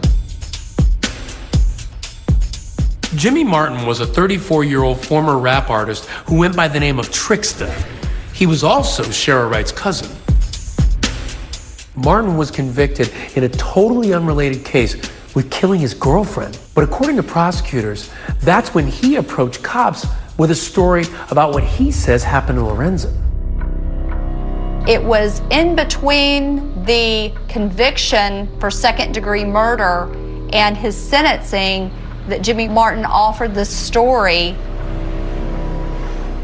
I can see him saying, you know what, I'm in big trouble. I need to give them some information that's going to lessen my time. He meets with investigators and he has a story to tell.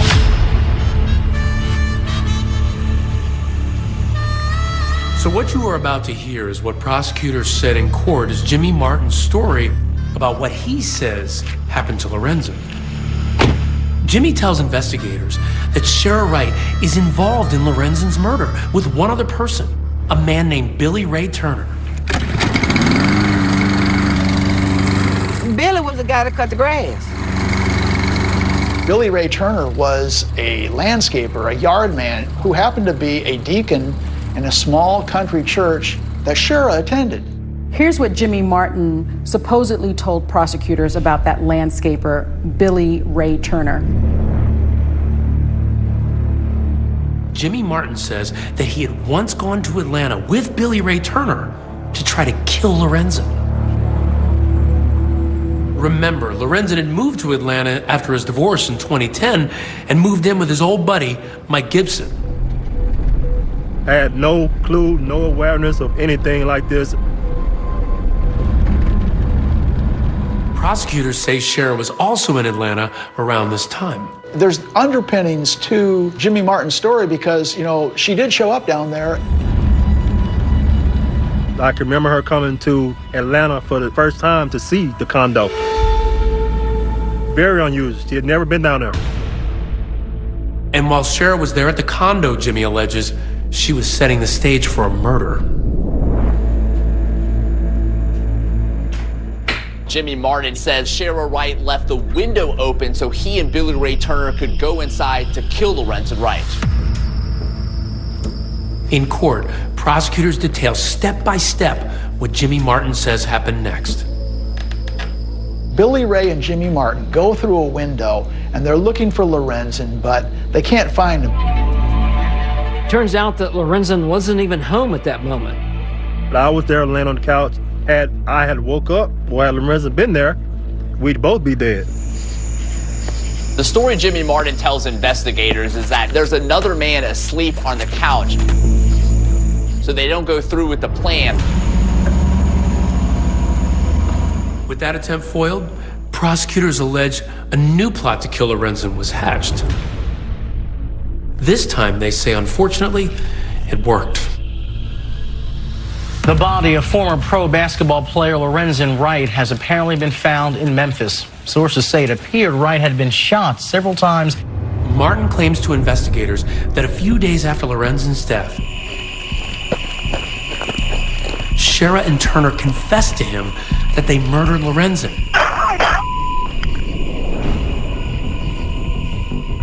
And that he helped them clean up the crime scene. Prosecutors said in court that Martin told cops that a metal detector was used to try to find a gun that was dropped during the murder there.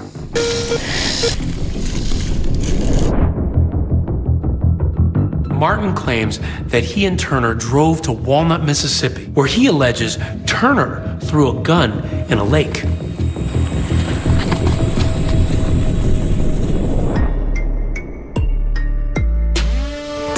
That lake is about 45 miles from Memphis, and in 2017, that's where the FBI conducted that search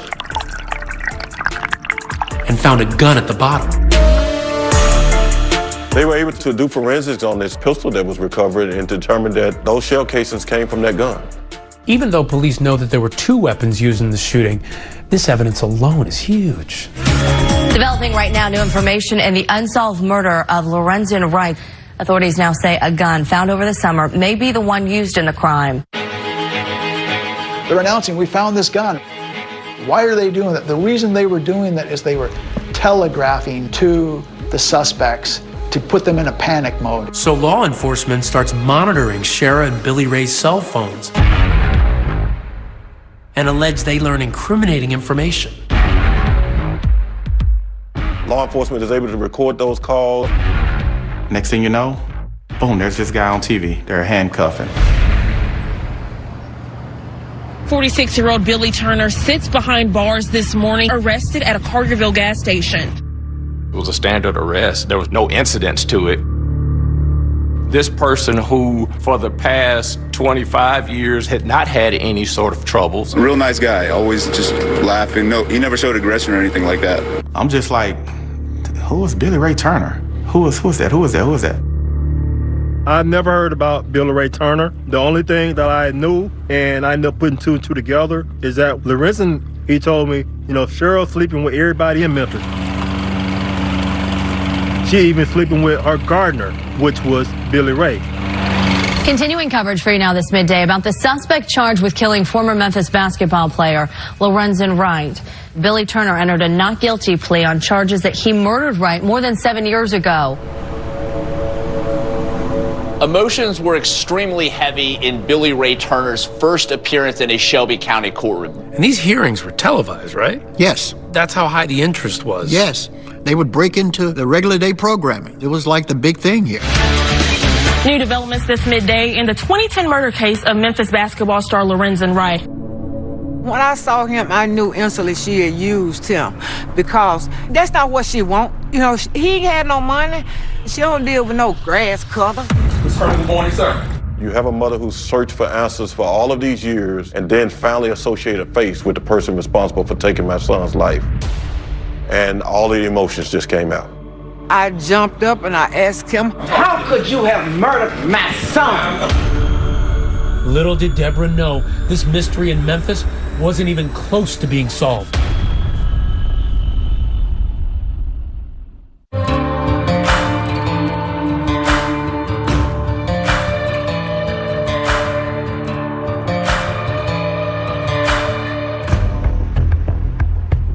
It's Billy Ray Turner's arraignment, the first time anyone has ever gone before a judge in connection with Lorenzen Wright's murder.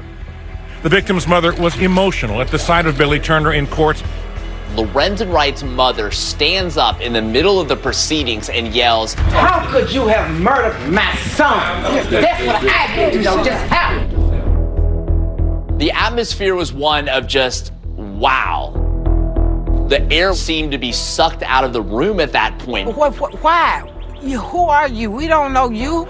It's like a stranger killing somebody. That's right. Step to the mic. And I could see the pain in her, and I saw how she expressed that pain to him. And I knew it was real. Ms. Wright, I understand your pain, and you're not helping your son. You're not helping the administration of justice by engaging in that sort of an outburst. If it happens again, I would have to bar you from the courtroom, and I don't want to do that to you, Mrs. Wright. Do you have any questions, ma'am? No, I told him what I want to But please don't do that again. So I shut my mouth for the rest of the court. Now the question is about Shara, who, remember, was living in California, but was never far from Deborah's mind. We have Thursday night Bible study. And I got so emotional, I said, God, please get Cheryl Robinson right. Please. That's what I said that Thursday night. Friday, she was locked up. Cheryl Wright Robinson was taken into custody last night in Riverside, California. The news feed hit that said that she had been arrested for the murder of Lorenzen Wright, and I said, hot damn, they got her. Cheryl Wright Robinson has been indicted for conspiracy to commit first-degree murder, criminal attempt first-degree murder, and first-degree murder for her ex-husband, Lorenzen Wright. And I'm like, I just spent almost 3 years of my life with a killer. They'd extradite her and bring her back. It was Memphis Police Department's one of their finest moments of finally putting this thing together. Today in court, Shara Wright, right there behind me, pleaded not guilty to killing her husband. Shara, basically, I think the reality of finally being caught really took the life out of her. In an orange jumpsuit, Shara Wright shook her head as Judge Lee Coffey laid down the law. Ms. Wright does appear to be an ongoing danger to Shelby County, Tennessee. Judge Coffey gave Wright a $20 million bond. She looked horrible. This is a bizarre situation. Shara, who's been this sexy, beautiful person with a lot of money, a lot of boyfriends, she's now on her way to jail. This is not going to work for her. It's not uncommon for people to act in a bizarre way in jail, particularly the ones who've never been in jail. She began to unravel. According to Jail East staff, Wright berated workers, stripped off her clothes, and flooded a toilet. She was acting very strangely. She had stripped naked and yelled out, "I'm going swimming." Ms. Wright's behavior yesterday is absolutely shocking. I don't think she's right mentally. I think that's why she said she was going swimming in this jail cell. I think all the things that she was doing while in jail were all acts of her trying to plead insanity. I did not buy that at all. There was a lot of speculation as to whether or not she was being theatrical or had legitimate claims of what she was going through. In a stunning new development inside the Shelby County courtroom Wednesday morning, Shara Wright's attorney stepped down. I'm not certain what happened between Shara and her former lawyers. And a new legal team steps in. Quite frankly, we found that Shara was easy to work with. She had been prescribed some medication that altered her behavior. Once we were appointed on the case, her behavior had stabilized and she had no significant problems after that. I'm excited. I think we can do well. A case like this does not come along every day. And we were honored to defend Shara. The objective is to give us the fairest opportunity to present our defense in the case. Meanwhile, Billy Ray Turner is lawyered up too. He brings in one of Memphis's most high-profile attorneys. John Keith Perry is kind of a rising star criminal defense lawyer. This is one of his, big cases. There's a substantial amount of investigating that needs to continue. I was contacted by the family of Mr. Turner, and I've been on this case now since the end of 2017. We've read and listened to, I think, just about all of the discovery.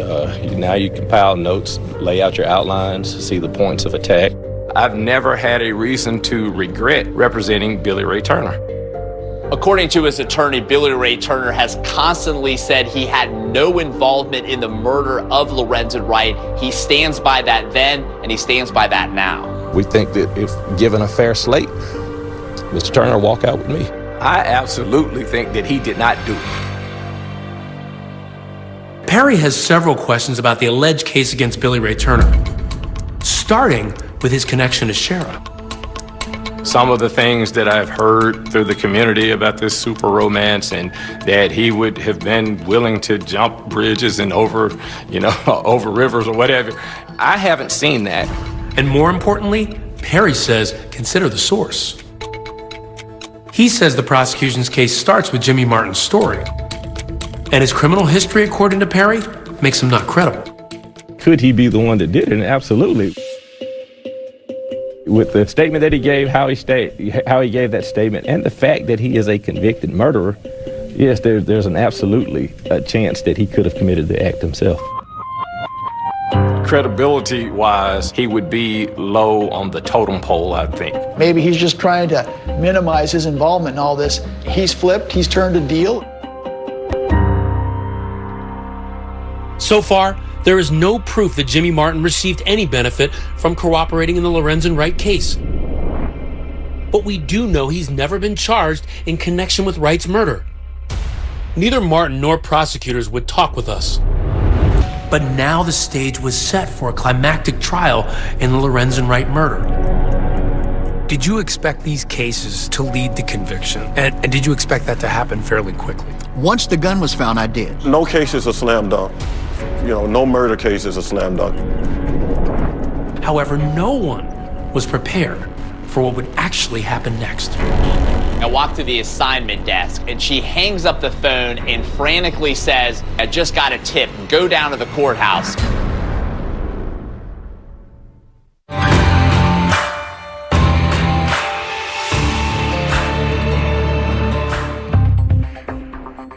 A significant development in the Lorenzen Wright murder case. A gun found over the summer may be the one used in the crime. Shira Wright Robinson was taken into custody. Well, the buildup was huge. We were expecting probably a weeks to months long trial. The judge is expected to rule this spring on a host of pretrial motions from Shira Wright's and Billy Turner's legal teams. They were going to be tried together as co-defendants. That was my understanding. If Shira and Billy Turner were tried together, our defense could be consistent. I think that the evidence and the case that the state has, we're anxious to get before 12 jurors and see what they think. Anytime you have multiple suspects, people are going to start throwing each other under the bus. And inevitably, it basically boils down to who can cut the deal first. In the several months that Billy Ray Turner and Shira Wright appeared together as defendants, there was always a lingering question. Which of them could potentially plead first? I thought Billy was going to use his head. I thought he was going to take the plea first. It became evident to Junie and me that the state wanted to work out a deal with Billy Turner. A surprise twist tonight in the Lorenzen Wright murder case. Shira's lawyers say they realized that troubling sign in June of 2019 when Billy Ray was in court for another matter. He's never said that he had a firearm related to killing anyone at all. Billy Ray's between a rock and a hard place. He's got a gun charge unrelated to the Wright murder and faces up to 20 years behind bars if he's found guilty. He decides he's got only one choice: plead guilty to the gun charge. Now, is that what you want to do, sir? Yes. Has anyone threatened you, promised you anything, put any force, any pressure on you in order to get you to give up these rights and plead guilty, sir? No. Billy's convicted felon in possession of a handgun trial was scheduled in June of 2019, but on trial date, he pled open to the court. Upon your plea of guilty to indictment 1801702, a Class B felon and then a convicted felon in possession of a firearm, it is the judgment of this court, Mr. Turner, that you are guilty.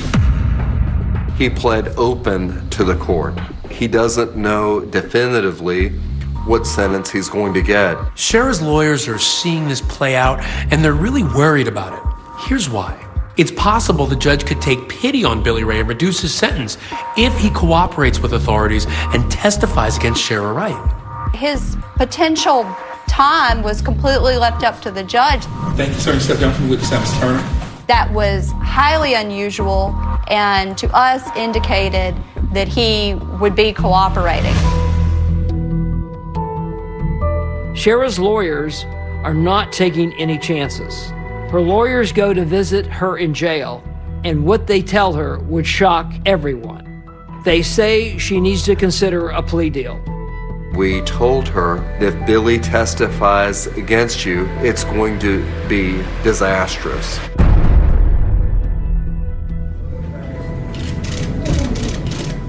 Is Sheriff Wright to the courtroom, please? One morning, out of the blue, we get a frantic phone call into our newsroom, a tip from the courthouse. Sheriff Wright plans to plead guilty. In a stunning twist and unscheduled appearance this morning, Sheriff Wright agreed to a plea deal in the murder case of her ex-husband, Memphis basketball star Lorenzen Wright. She realized that I'm not willing to roll the dice. I'm not willing to take a gamble on this, and she cut the deal. No one had any foresight or knowwge that they were going to do that. You raise your right hand, please, ma'am. Do you solemnly swear or affirm? Everybody was sitting on the edge of their chairs. The whole truth and nothing but the truth, help you God. Yes. They wanted to see what was Sheriff's role in this. We know Sheriff Wright is there to plead guilty, but we don't know entirely what she's pleading guilty to.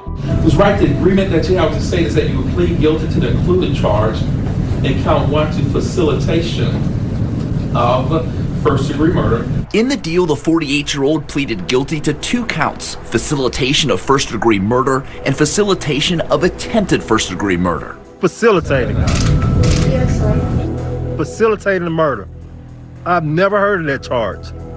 In the plea deal, Sheriff Wright pleads guilty to the lesser crimes of plotting the murder, but not the actual first-degree murder charge.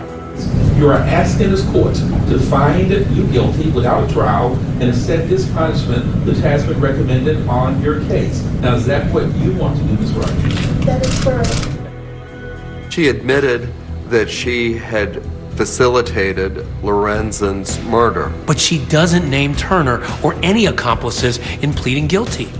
When you heard that Shara was entering a plea, what did you think? She's trying to outsmart him. I think she just decided to bite the bullets, so to speak, on the murder and to figure a way to get the less amount of time that she could. Prosecutors would not comment to 2020 about the case. She knows she was finna go down, down, down, way down. She wasn't gonna get no few years. She gonna get some lifetime. Ms. Wright, it is the judgment of this court that you are guilty. This court sets your punishment at 30 years confinement in the Tennessee Department of Corrections. She received a 30-year sentence, of which she'll serve 30% before release eligibility. I think our prosecutors failed us, those of us that loved him. I think she played him. My reaction was, I was sick in the stomach. I'm like, are you kidding me? She may only do 9 years. Lorenzen, he lost the rest of his life, and she may only have to do 9 years. I felt really bad, felt really sick. I said, that's not fair. It's not about fairness. Ms. Wright, you step down for the witness stand. What would you like now? Thank you, ma'am. I think it's a concept the public wants to believe in. When the state and the defense comes to a negotiated plea agreement, then generally speaking, the court will approve it. If the sentence surprised a lot of people in court, though, what came next was even more shocking. Ms. Marion, when you were first in court, you had some things that you wanted to say. Yes. A mother is about to confront the woman who arranged her son's murder. After all these years, what will Deborah have to say?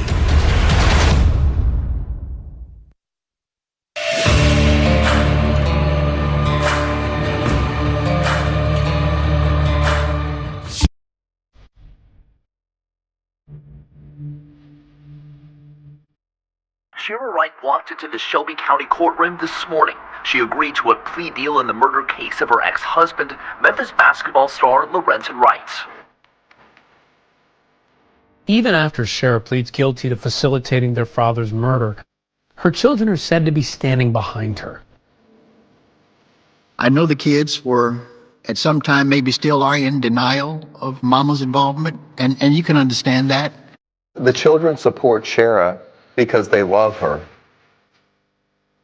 The children were very aware of the complicated dynamic between Shara and Lorenzen. And so they came into this situation with all the history of what they experienced. So they had unique perspectives on what had occurred between them. What do you think about the fact that they're standing with and supporting their mother? Well, that's their mom. It's probably hard to see her as she truly is. I hadn't seen him. I'm just going to love him from afar. You can imagine a mother not just losing her son, but in the manner that it happened, and all these years suspecting it was Shara, and it turns out that, yeah.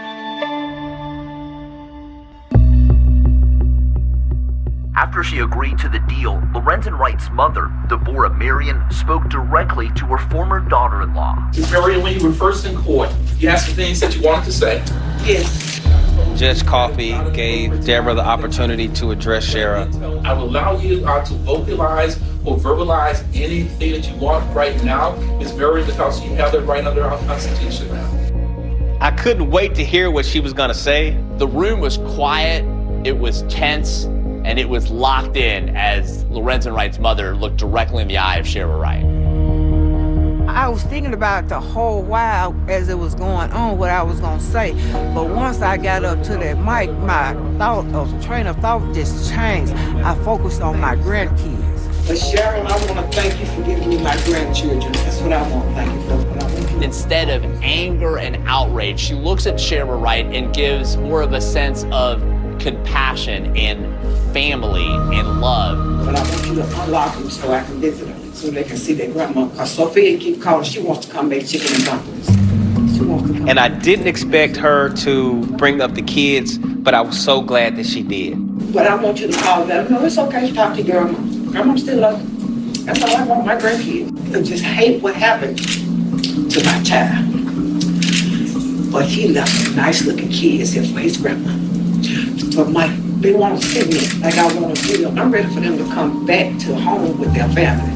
That's I miss them. Well, I was trying to tell her to get the loop off my grandkids so they can call me like they used to do. But, I know she got them reeled in. Most of the children were adults. Shara Wright was not standing in the way of the children having a relationship with Deborah Marion. To see her basically plead to Shara to let the kids be with her, it touched my heart. Deborah, she played it well, because no matter what you say in court to that woman, it's not going to bring your son back. Am I able to respond to her? What a moment that is. It appears that Shara is about to say something to Deborah, and everybody is on the edge of their seat. Mr. Gaynor, you want your client to say anything at this point, sir? Shara did want to respond. I advised her not to, because at that point, what difference does it make? No, Miss Wright has nothing to say at this time. Well, she had nothing to say to me. She didn't even say, I'm sorry. You could see it on her face. She wasn't sorry. I know what has happened to you and your family. Your son can never be undone by anything that these courts do. But I hope it brings you some closure. So I hope it allows your family to continue to deal. And again, thank you for your patience, and we'll deal with Mr. Turner's case in September now. Thank you all for being in court today. With no trial for Shara, the city of Memphis still has a lot of unanswered questions. Next up is Billy Ray Turner's trial. This is the last chance to get some answers.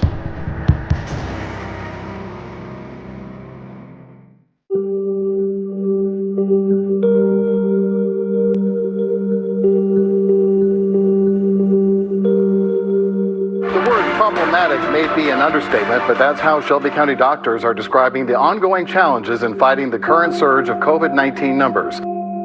The trial of Billy Ray Turner is scheduled for this fall, but with everything going on in the world with COVID-19, it's unlikely that that will happen.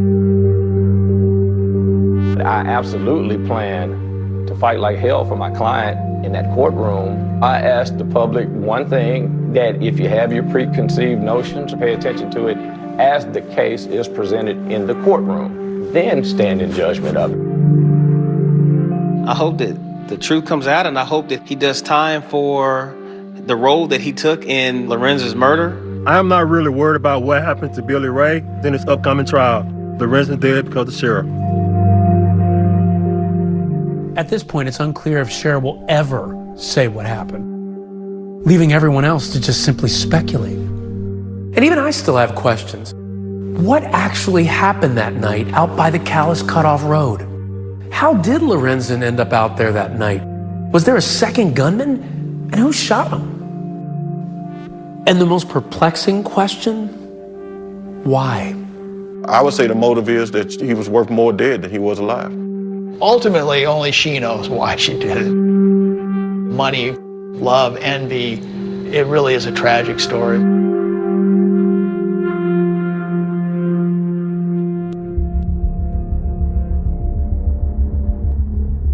Meanwhile, the people involved in the story are finding out that even 10 years later, there's no shortage of public interest in Lorenzen Wright's murder. I got a documentary coming out. It's called A Million Reasons. You get to hear her talk for herself. You get to see a real inside look on our life.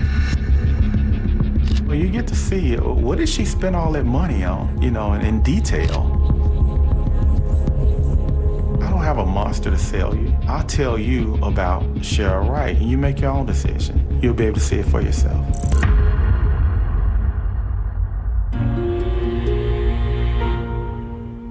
When you are the mother of 6 kids and you're married to their father and you would see him dead, that's just evil, that's wicked. These kids, they suffered because not only was their father taken, but their mother was taken too.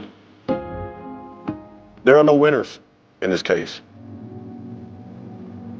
And I know that he's looking down on them with that huge smile that he has. And he wants the best for them, and he would love for them to be a part of his mother and father's life. Not only was he physically murdered, but that his character was assassinated. I want people to know who Lorenzen Wright was, what type of human being he was. The lies that were told earlier about drugs, too many people bought into those lies. And so we're trying our best right now to cleanse the name of Lorenzen. The drugs, the physical abuse, his friends say none of those things are true. And he deserves to be remembered as the good family man they knew, a man they will never forget. With Lorenzen, I be talking to his picture. Sometimes his picture could look at me a certain way, acting like it's really him. And then I have to just stop, just talk to him. He was a mommy boy, simple as that. He would still be mama's boy if he was here now. Because he's still my firstborn.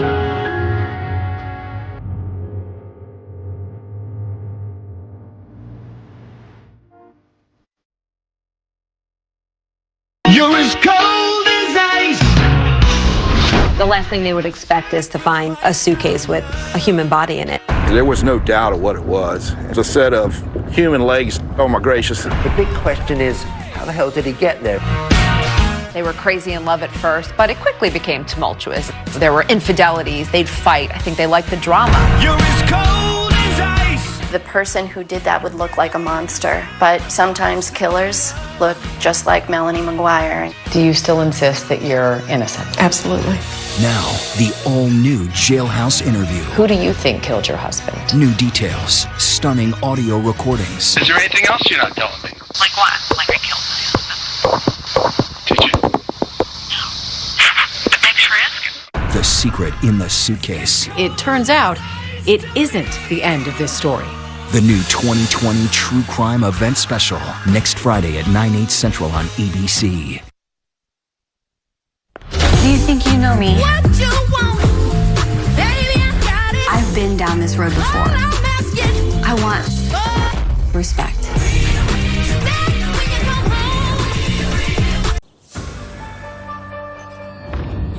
My husband come flying around the corner in our car, and I just said, "Is she dead?" And he said, "Yeah."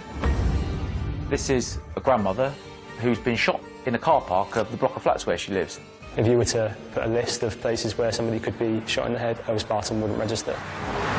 We were catapulted into a world that we had no idea on. We weren't from any kind of criminal background. Who's done this? What's their motive for doing this? Is there any other risk to the wider public? Contact made of this door. He knew what was going to happen, he helped what was going to happen, and he helped cover up what had happened. This case was about a carefully planned, cold-blooded murder. It was also about a brutal betrayal between old friends. In the heart of Northamptonshire, on the banks of the River Nene, lies the ancient and thriving village of Earls Barton. Earls Barton is an incredibly busy village, a lively village, full of people, generations, family. Nice village. It's been a nice village for years, and it's always been a community village, so everyone gets involved with everything, and most people know most people. It's kind of tucked away from nowhere. You'd never find it unless you stumbled across it, but it's a real gem, I think, of the county. So you've got your doctors, your chemists, the schools, the butchers, the bakers, pretty much the candlestick makers. I can honestly say Earls Barton is the best place I've ever lived and worked in. It's a place where people genuinely love each other, they genuinely care about each other. It's a place where community comes very naturally to the people here. And it's this close-knit, safe community that attracted Marion Price and her family to set up home. My mum was originally from Liverpool. She moved down with one of her other sisters and ended up meeting my dad, falling in love and getting married. With 2 children to care for, Marion juggled home life with work as a bursar at a local nursery school. My mum was always cleaning when we were younger. That's all I ever remember. She'd got the Motown on or just any kind of music, and she'd be cleaning and washing the windows every Saturday. Just always singing and dancing and just happy, really, yeah. Yeah, she's one of those people. She loved working with the children. She loved the colleagues she worked with. She was always looking to make people smile, looking to make people happy. If someone was down, she would always try and help them and cheer them up. And she was just a lovely person to be around. And family was everything to Marion. Marion Price was a loving grandmother, mother, daughter, sister. She was a family woman, she was bubbly, she had a big family support around her. We were always getting together, barbecues, Christmases, Easter. You know, it was a very big family. When their children were older, Marion and her husband separated, but remained the closest of friends. I was about 21 when Mum and Dad divorced. You know, they were separated on good terms. In their divorce settlement, basically my mum kept the house and my dad kept the land on the side, and he eventually built the house and ended up living next door to my mum for quite a while. So yeah, it was very amicable between my mum and my dad. Despite having her family around her, as the years passed, Marion felt something was missing. So when my mum and dad parted ways, she was a bit of a lost soul for a while, and you know, she was sort of missing that family setup. She was looking to spend her days with somebody, go on holiday with somebody, you know, sort of grow old with somebody that she could have fun with, which I think, you know, that's all anybody wants, isn't it? Like to either be looked after or just have a companion. I mean, she's got her friends and obviously us, but you go home on your own at the end of the day, don't you? So I suggested online dating. You know, she went on a few dates and then she met Michael Reader. To everyone's surprise, Marion's relationship with Michael moved fast. It was a bit of a whirlwind romance. They were very quickly engaged and very quickly married. And she was just like, no, I'm certain. She was, you know, he makes me laugh, he's funny, and she was happy. After a few years married, the relationship ran its course and the couple separated. And by December 2019, Marion was excitedly making plans to spend Christmas with son Gary. So I was speaking to my mum a lot on the phone, and she was just really excited to come down for Christmas and see our brand new house, really. But 10 days before Christmas, life for everyone was to change forever. Got a phone call off my friend who lives in the same block of flats as my mum. She said, you know, that your mum's car windows are smashed in. And then she'd gone back outside to look into the car and then saw my mum. She said, your mum's unconscious, I think you need to get round here. I was at home, off work, and my partner was working, but he came home about 4 o'clock, and so we were just having a couple of drinks, celebrating a few days off together, and I think it was about 8 o'clock, I got a phone call from my sister and she was crying. And my face immediately dropped, and I was like, what's wrong? And she told me that Mum's been attacked. Tony's husband, Scott, immediately dashed to the scene to check on Marion. My husband came flying around the corner in our car, and then he said, get in the car. He started driving to the hospital, and I just said, is she dead? And he said, yeah.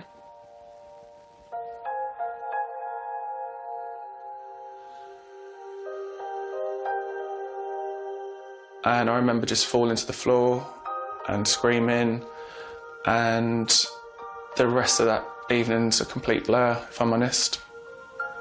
It was just, you know, you go from complete elation, having a good Sunday evening, to your whole world just crumbling.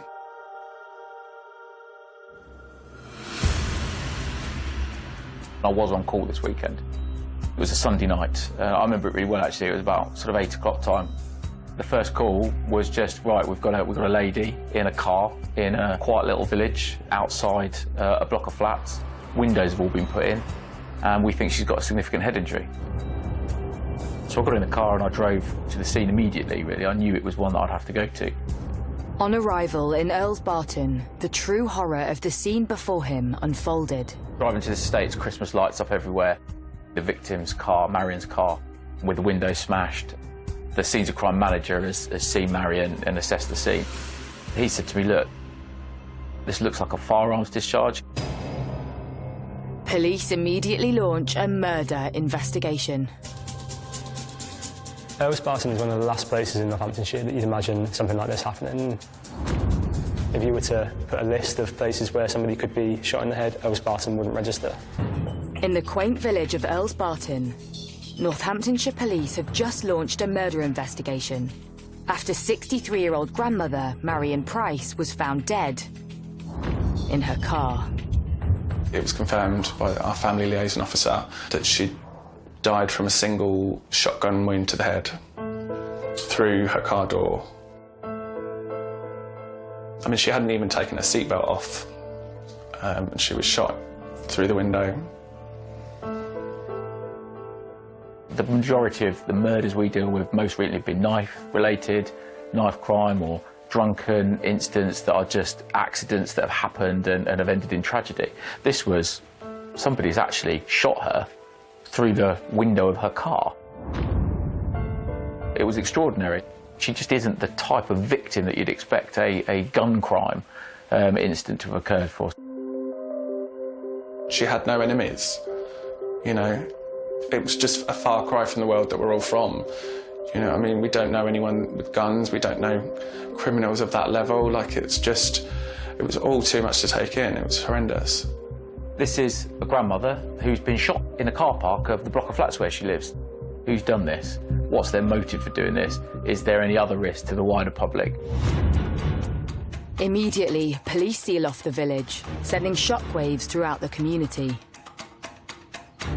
So lots of residents in the area woke up on Monday morning to see police tape everywhere, people in white forensic suits, and the first thought was, what on earth has happened here? It's just unbelievable that gradually the village wakes up to a scenario that nobody can quite believe has really happened, especially when it's somebody you've been familiar with. The community started to learn the nature of what happened to Marion. It came as a huge shock because of the intensity of the violence of the crime. There was a little bit of fear that someone's going round, someone's shooting somebody in a residential area that's quiet. How has this happened? Forensic officers scour the scene, desperate for clues as to who could have carried out this atrocious crime. This lady just parked her car, literally turned it off, as someone shot her in the head at point-blank range. You think that means somebody's had to have been there before her, had to have been hiding in the dark, because it was, we narrowed it down eventually to about 5 o'clock it probably happened, but it's 5 o'clock in the middle of December, very cold, very sort of damp that evening, and you think somebody's laid in wait for her. And you think, who's going to have done that? 'Cause, you know, I mean, we don't know anyone with guns, we don't know criminals of that level. Like, it's just, it was all too much to take in. It was horrendous. There The evidence from the forensic scientist showed that Marion had been shot by somebody effectively standing at the door of her car. It also showed that prior to being shot, she had put up her hand to try and protect her head.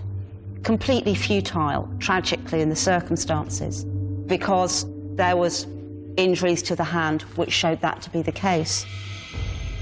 Police established that on the morning of the 15th of December, Marion had visited her sister to get her hair done. From there, she did some grocery shopping for her mum, dropped that at her house before arriving back at her flat around 5 p.m. She was shot dead before she'd even had a chance to take off her seatbelt. One theory is immediately ruled out. It was obvious from the outset that this wasn't some robbery, because her handbag and its content was still in the passenger front footwell. With no murder weapon at the scene, police have to consider something even more terrifying. You've got almost what looks to be almost like a gangland-style execution that's happened in the middle of this little village. I think our initial thoughts were it could be a contract killing, because we didn't know anyone else that would have anything to do with something like that. With the shooting showing all the hallmarks of a professional hit, police need to establish if Marion was the target, or was it a case of mistaken identity? So delve deeper into life with her second husband, Michael Reeder.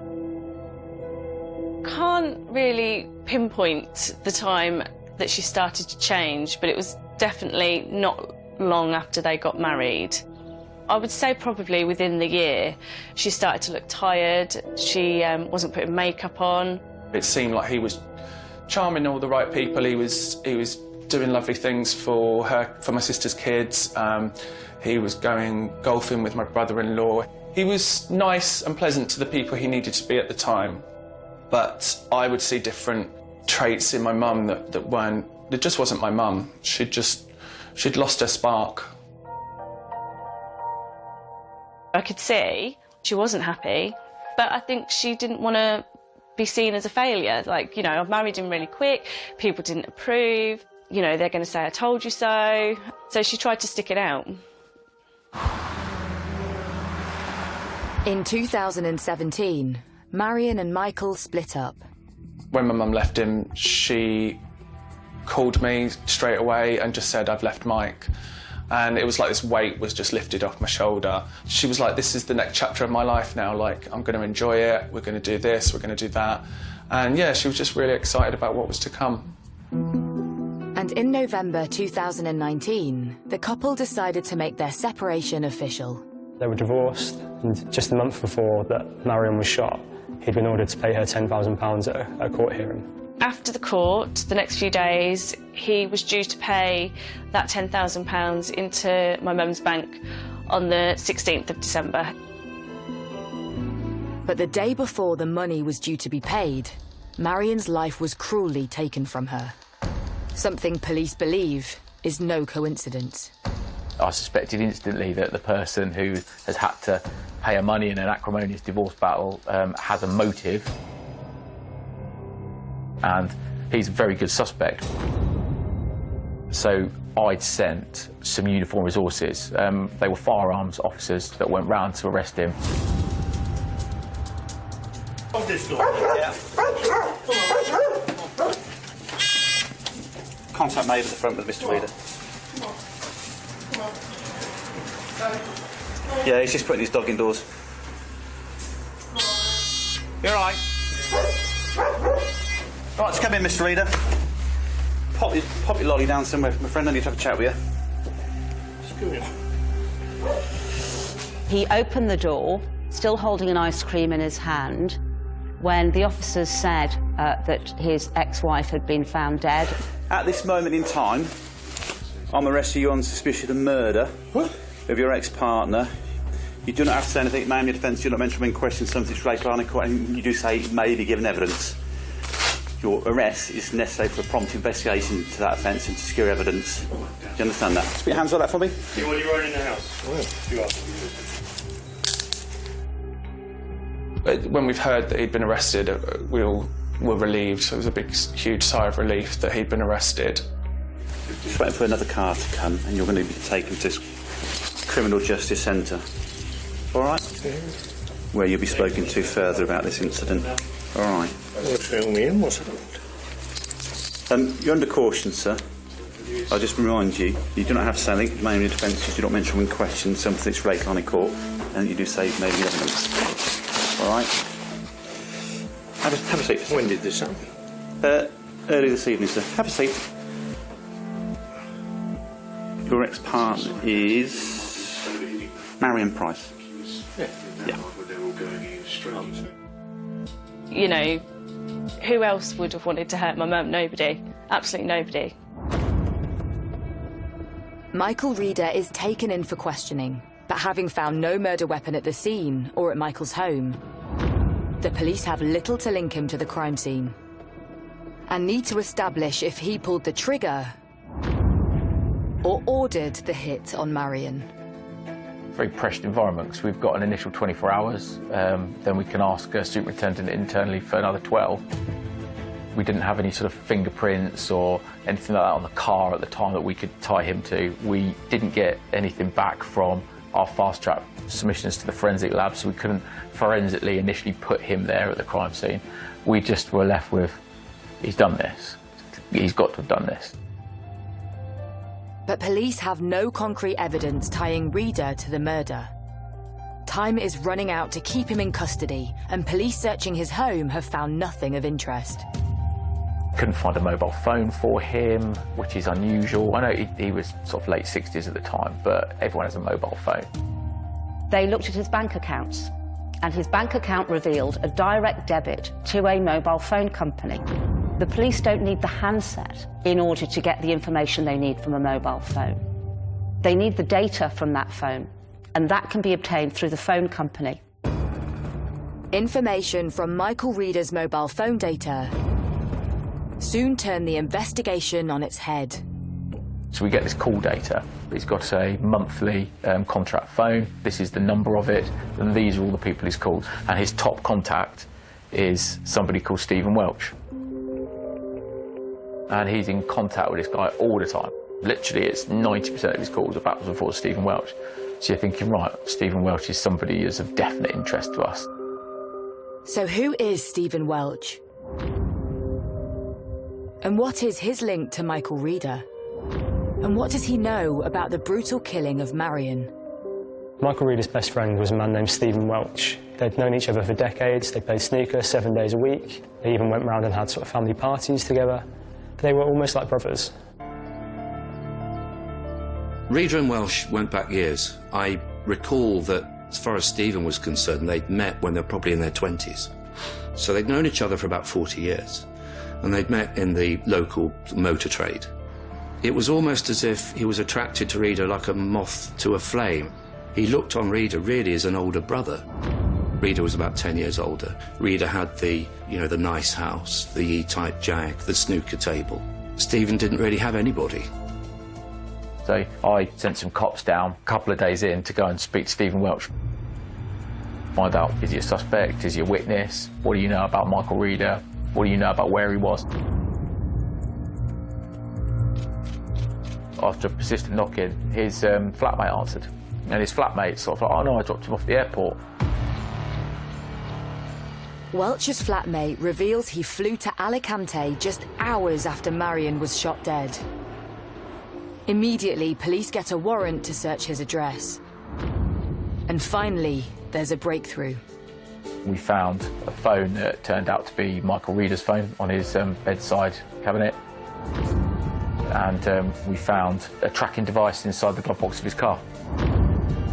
They could then establish in the course of their investigation that the tracking device, which has a SIM card, just like a mobile phone, had been placed on Marion's car. He had been tracking his ex-wife the course of the past year. In Northampton, officers investigating the shooting of grandmother Marion Price have arrested 70-year-old Michael Reader on suspicion of murder. I'm arresting you on suspicion of murder. What? In the house. Where? You are. But now they have another man in their sights, his friend Stephen Welch, who appears to have fled to Spain on the night of the murder. So he's raised to suspect status because I think that this is somebody that's helped Michael Reader do this because of the calls, backwards and forwards, and calls on the day of the offence, the days leading up to offence. They're in constant contact. So I've thought, right, Michael Reader has done this. He needed some help. This is the man that's helped him. When we found out there was a second suspect, it just opened up so many other questions as to why that person would want to be involved. Why has he been drawn into this horrendous plan? But while searching 61-year-old Welch's home, not only have police found Reader's mobile phone, they've discovered a tracking device, which very quickly reveals some startling information. What we started to understand is that Michael Reader's phone was in contact with a tracking device for a period of about a year. Marion's car and the tracking device are in the same places at the same time. So we know the tracking device has been in the vicinity of Earls Barn, where she lives. The discovery of the tracker device in Stephen Welch's car and the linking of that tracker device to Michael Reader's phone showed that this was a man who was obsessed with where his ex-wife was and what she was doing. It is not a normal thing in the aftermath of even the most antagonistic of divorces for an ex-husband to put a tracker device on his ex-wife's car. But he did. Whenever Michael Reader wanted to work out where Marion was, he would send a text or call the number that was effectively on this tracker, and he'd be sent a location, and he could then map out where she was at what time of day. I mean, when you find out someone's been tracking your mum, it's just another level of disgust. Like, you just can't believe or understand why someone would want to do that. Just sickening, absolutely sickening that he'd been stalking my mum for so long. And just devastated, absolutely heartbroken that my mum was even involved in a situation like this. Like, it shouldn't have happened. Police still need to establish what Welch's involvement might have been. And analysing the tracker and the GPS phone data of both men proves enlightening. Every 5 to 7 days, the tracker sent a text message to Michael Reader's phone, telling him the battery was low. And we could prove that mostly Welch's car was going from Northampton to Earls Barton very regularly. There was a perfectly sensible inference to be drawn that these various trips between Northampton and Earls Barton were for the sole purpose of charging the tracker. In custody, police questioned Reader about their findings. Reader didn't give away much. He predominantly answered no comment and just made it clear that he didn't kill his wife, and then refused to answer questions. He made us do all the work. I suspect he thought that simply getting rid of the handset would be enough to get rid of the evidence trail that ultimately led to him. He was very wrong about that, and he completely failed to understand that all the police needed was in fact to access the data, and you don't always need the handset itself in order to do that. Police might believe that Michael was tracking Marion for a year, but that didn't prove he had fired the gun which killed her. A gun which they still hadn't found. Any case, such as this, where somebody is killed with either a knife or a gun, the first thing that you will want is the murder weapon. And the first thing you will want to tell a jury about is the murder weapon and whether there are fingerprints or DNA on it. We had no such thing. It's like a bit of a needle in a haystack. We knew we were after a shotgun, but we couldn't tell how long the barrel was. We didn't know what we were looking for, other than it was a shotgun of some type. So in most murder cases, you'd imagine that somebody might find a weapon, somebody might find bullets, and police put huge resources into that. They used big manpower. They searched the River Nen. They searched houses. They searched areas where they knew that Reader and Welch had been to, but they were never able to find it. Despite having found no weapon, police do receive some interesting information. there was a witness who had seen a man on a motorbike at a point that was looking up to where we knew Marion was visiting her mother for some 50 minutes. We had an eyewitness that said there's a bloke there on a motorbike, and I saw him and he was sat there for half an hour playing on his phone. Who was this man? Was it Michael Reader? Or Stephen Welch? Police believe whoever it was removed the tracker from Marion's car while she was visiting her mother, then followed her back to her own home on the motorbike. He sat there on his motorbike waiting for her. He followed her back to the house and he shot her in cold blood through the window before she'd even had a chance to take her seatbelt off. Convinced Marion's ex-husband was involved in some capacity, police charge Michael Reader with her murder. But their second suspect, Stephen Welch, is still in Spain, although it appears he is keeping a close eye on events back in the UK. The police could see from Stephen Welch's phone he had been Googling as to what had happened. And on 20th of December 2019, Stephen Welch gets a big surprise.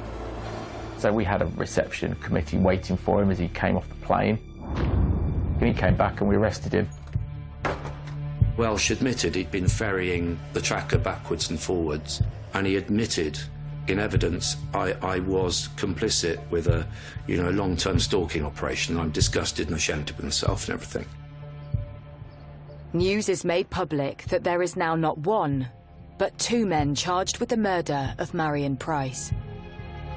It's just scary to think about how planned it was and the potential for it to be thought through enough for two people to be involved, and that someone else might know about it and have been able to have intervened and not. It's just scary, I suppose, to think about. We were shocked when we found out that there was a second person involved, really shocked. We were just like, it's crazy enough that one person would want to do it, let alone an accomplice who has no reason towards my mum. But with both men denying their involvement, police have their work cut out to build a case for trial.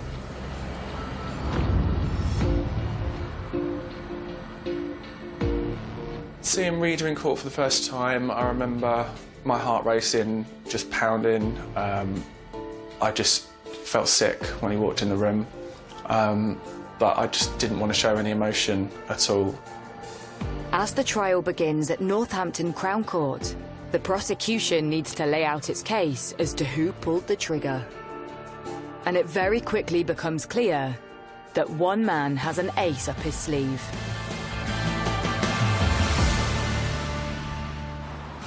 In the first few days of the trial, Stephen Welch and Michael Reader sat in the dock together. They had the occasional chat. They were best friends after all. But it soon became apparent that actually it started to dawn on Stephen Welch that Michael Reader had really landed him in it big time. Within a few days of the trial starting, an extra dock officer was placed between them in the dock. Stephen Welch had known that Reader had his ex-wife under surveillance. He did admit that he was playing a role in that. But at no time did Stephen Welch accept that he'd known what was about to happen or what had happened. As the trial unfolds, stories emerge revealing the truth behind Marion Price and Reader's relationship. Listening to the court case, there was a lot of things that came out that we didn't know. That was upsetting and shocking. He'd hit her a couple of times and that he threatened to kill her a few times. Marion initially dismissed her children's concerns that something was wrong. But as the years passed, things went from bad to worse. She never told me or my brother the full story. Mum and Mike were due to come over my house for Christmas dinner, and for some reason he didn't come over. And then when she'd gone home, he'd taken all the Christmas decorations down. I had got some tickets for my mum for Jersey Boys. At the end of the musical, the whole audience gets up to dance, and mum loves to dance, loves to sing, and he didn't like it. So he stormed out of the auditorium, left her in London. He'd just gone back to Northampton on the train. In 2017, Marion left Michael Reader. Unbeknown to her children, she continued to give Reader £54,000 when he demanded money, until she put her foot down and refused in May 2017. Something which sparked a violent rage in Reader. So he come round and he threatened her, and she said, I haven't got it, you can't have it. He said, well then you're going to have to sell your house. And she was like, no, I'm not going to do that. And with that, he's pulled out a mallet of some type and hit her over the head several times.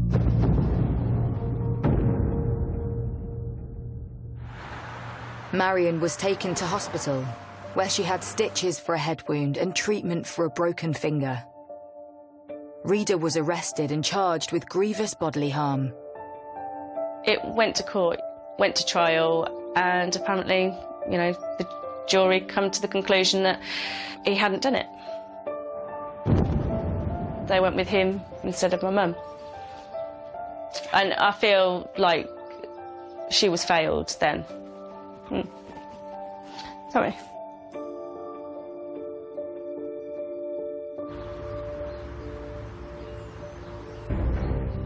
He managed to convince a jury on the first occasion that went in front of a court that it was an accident, that he'd tried to push her away and she banged her head on a doorpost, and that's how she broke her head and fingers.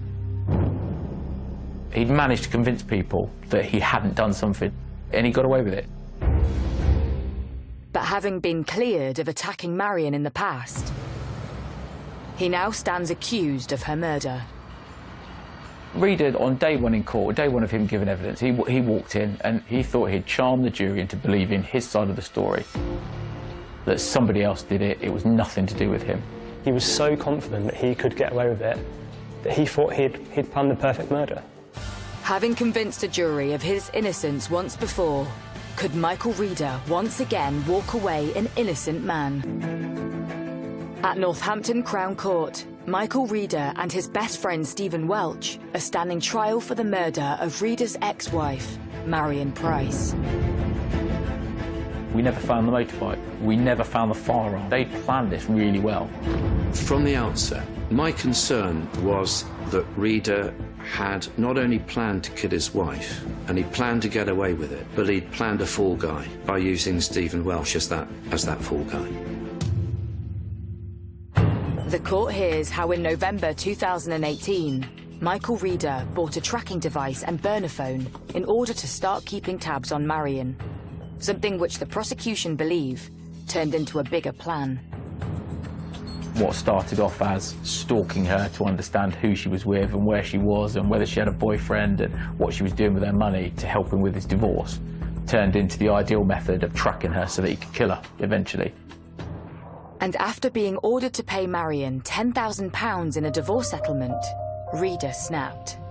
When she came in and told me about it, and she was, you know, upbeat, she was pleased that it had all gone through and it was done. But there was just a niggle, there was just something that made me think that it wasn't all over. Reader was full of hate. He couldn't get his head around why Marion would leave him. He couldn't live with the fact that she'd left him, walked away, carried on with her life, had a family that loved her. He wanted to take that away from her. It was just jealousy, it was coercive control, and it was just him trying to have the final say on what happened with her life. The court hears how on 15th of December 2019, Marion visited her sister to get her hair done before going shopping. She then drove her silver Corsa back to Earls Barton to her mother's house, where she unloaded shopping between 4:15 p.m. and 4:30 p.m. It is here the prosecution claims the tracker was removed from her car. Marion was followed home and shot dead through her window, before she'd even taken off her seatbelt. But who actually pulled the trigger? Reader's defence was he had nothing to do with the murder. He accepted he was sort of directing what he referred to as a surveillance operation on his ex-wife, using Stephen to do that. What he didn't accept was ever travelling to Earls Barton himself.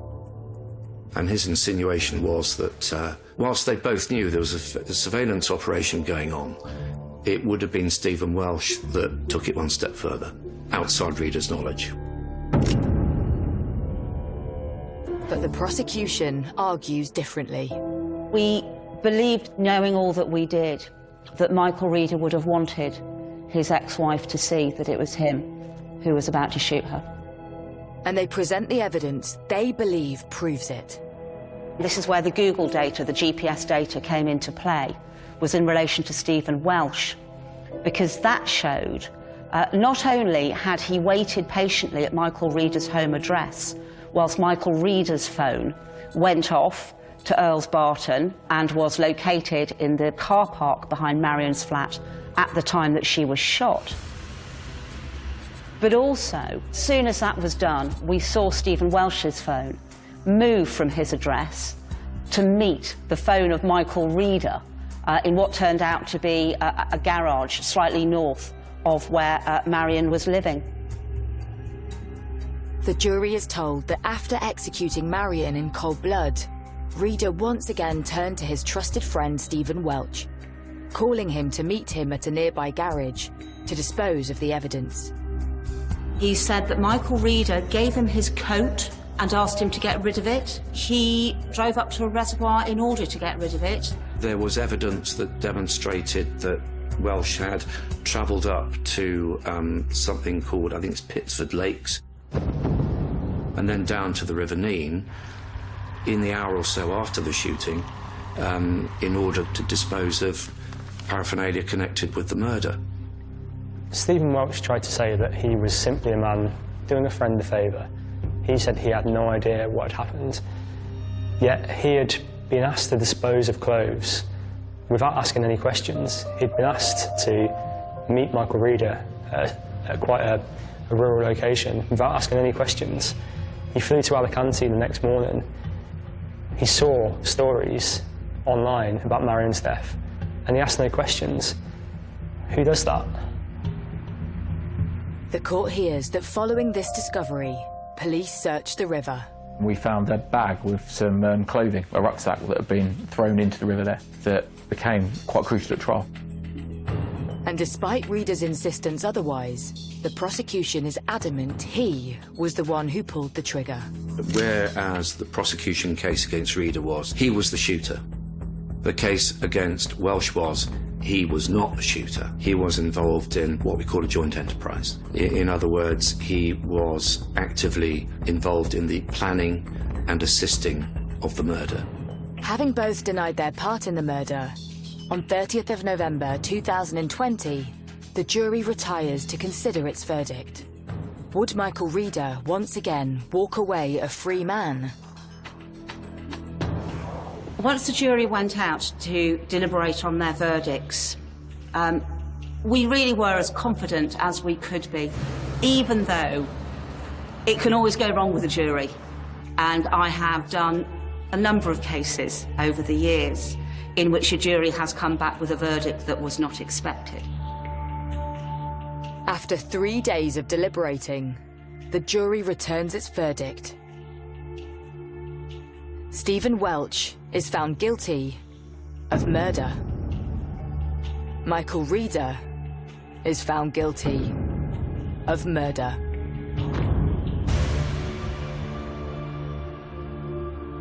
So we sat there in the court and they said guilty, and I just looked down and just started crying. Relief, you know, we've got justice for my mum.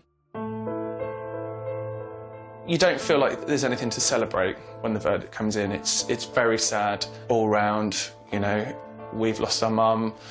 Their families have lost someone in their family to prison, and it's just there's just no one wins in that situation. No one comes out any the better. On 21st of December 2020, just over a year after the brutal murder, Michael Reader is sentenced to life, with a minimum term of 31 years. Stephen Welch is jailed for a minimum of 27 years. We were pleased with the sentencing, and the judge's sentencing remarks were were great. She knew what they'd done. She sentenced them accordingly. It sends a message that this behaviour, that in this county you're not going to get away with that sort of thing. I'm sure that will be something the family will take heart in. Not from a vindictive point of view, from a point of view that he won't do anyone else any harm. I think that Michael Reader was motivated by loss of control. He lost control of Marion. She had the audacity to leave him. Despite the sentences, the pain of losing their mum is something Marion's family will live with forever. The way I feel now is a bit empty, lost, but, you know, we're getting there. Living life for her.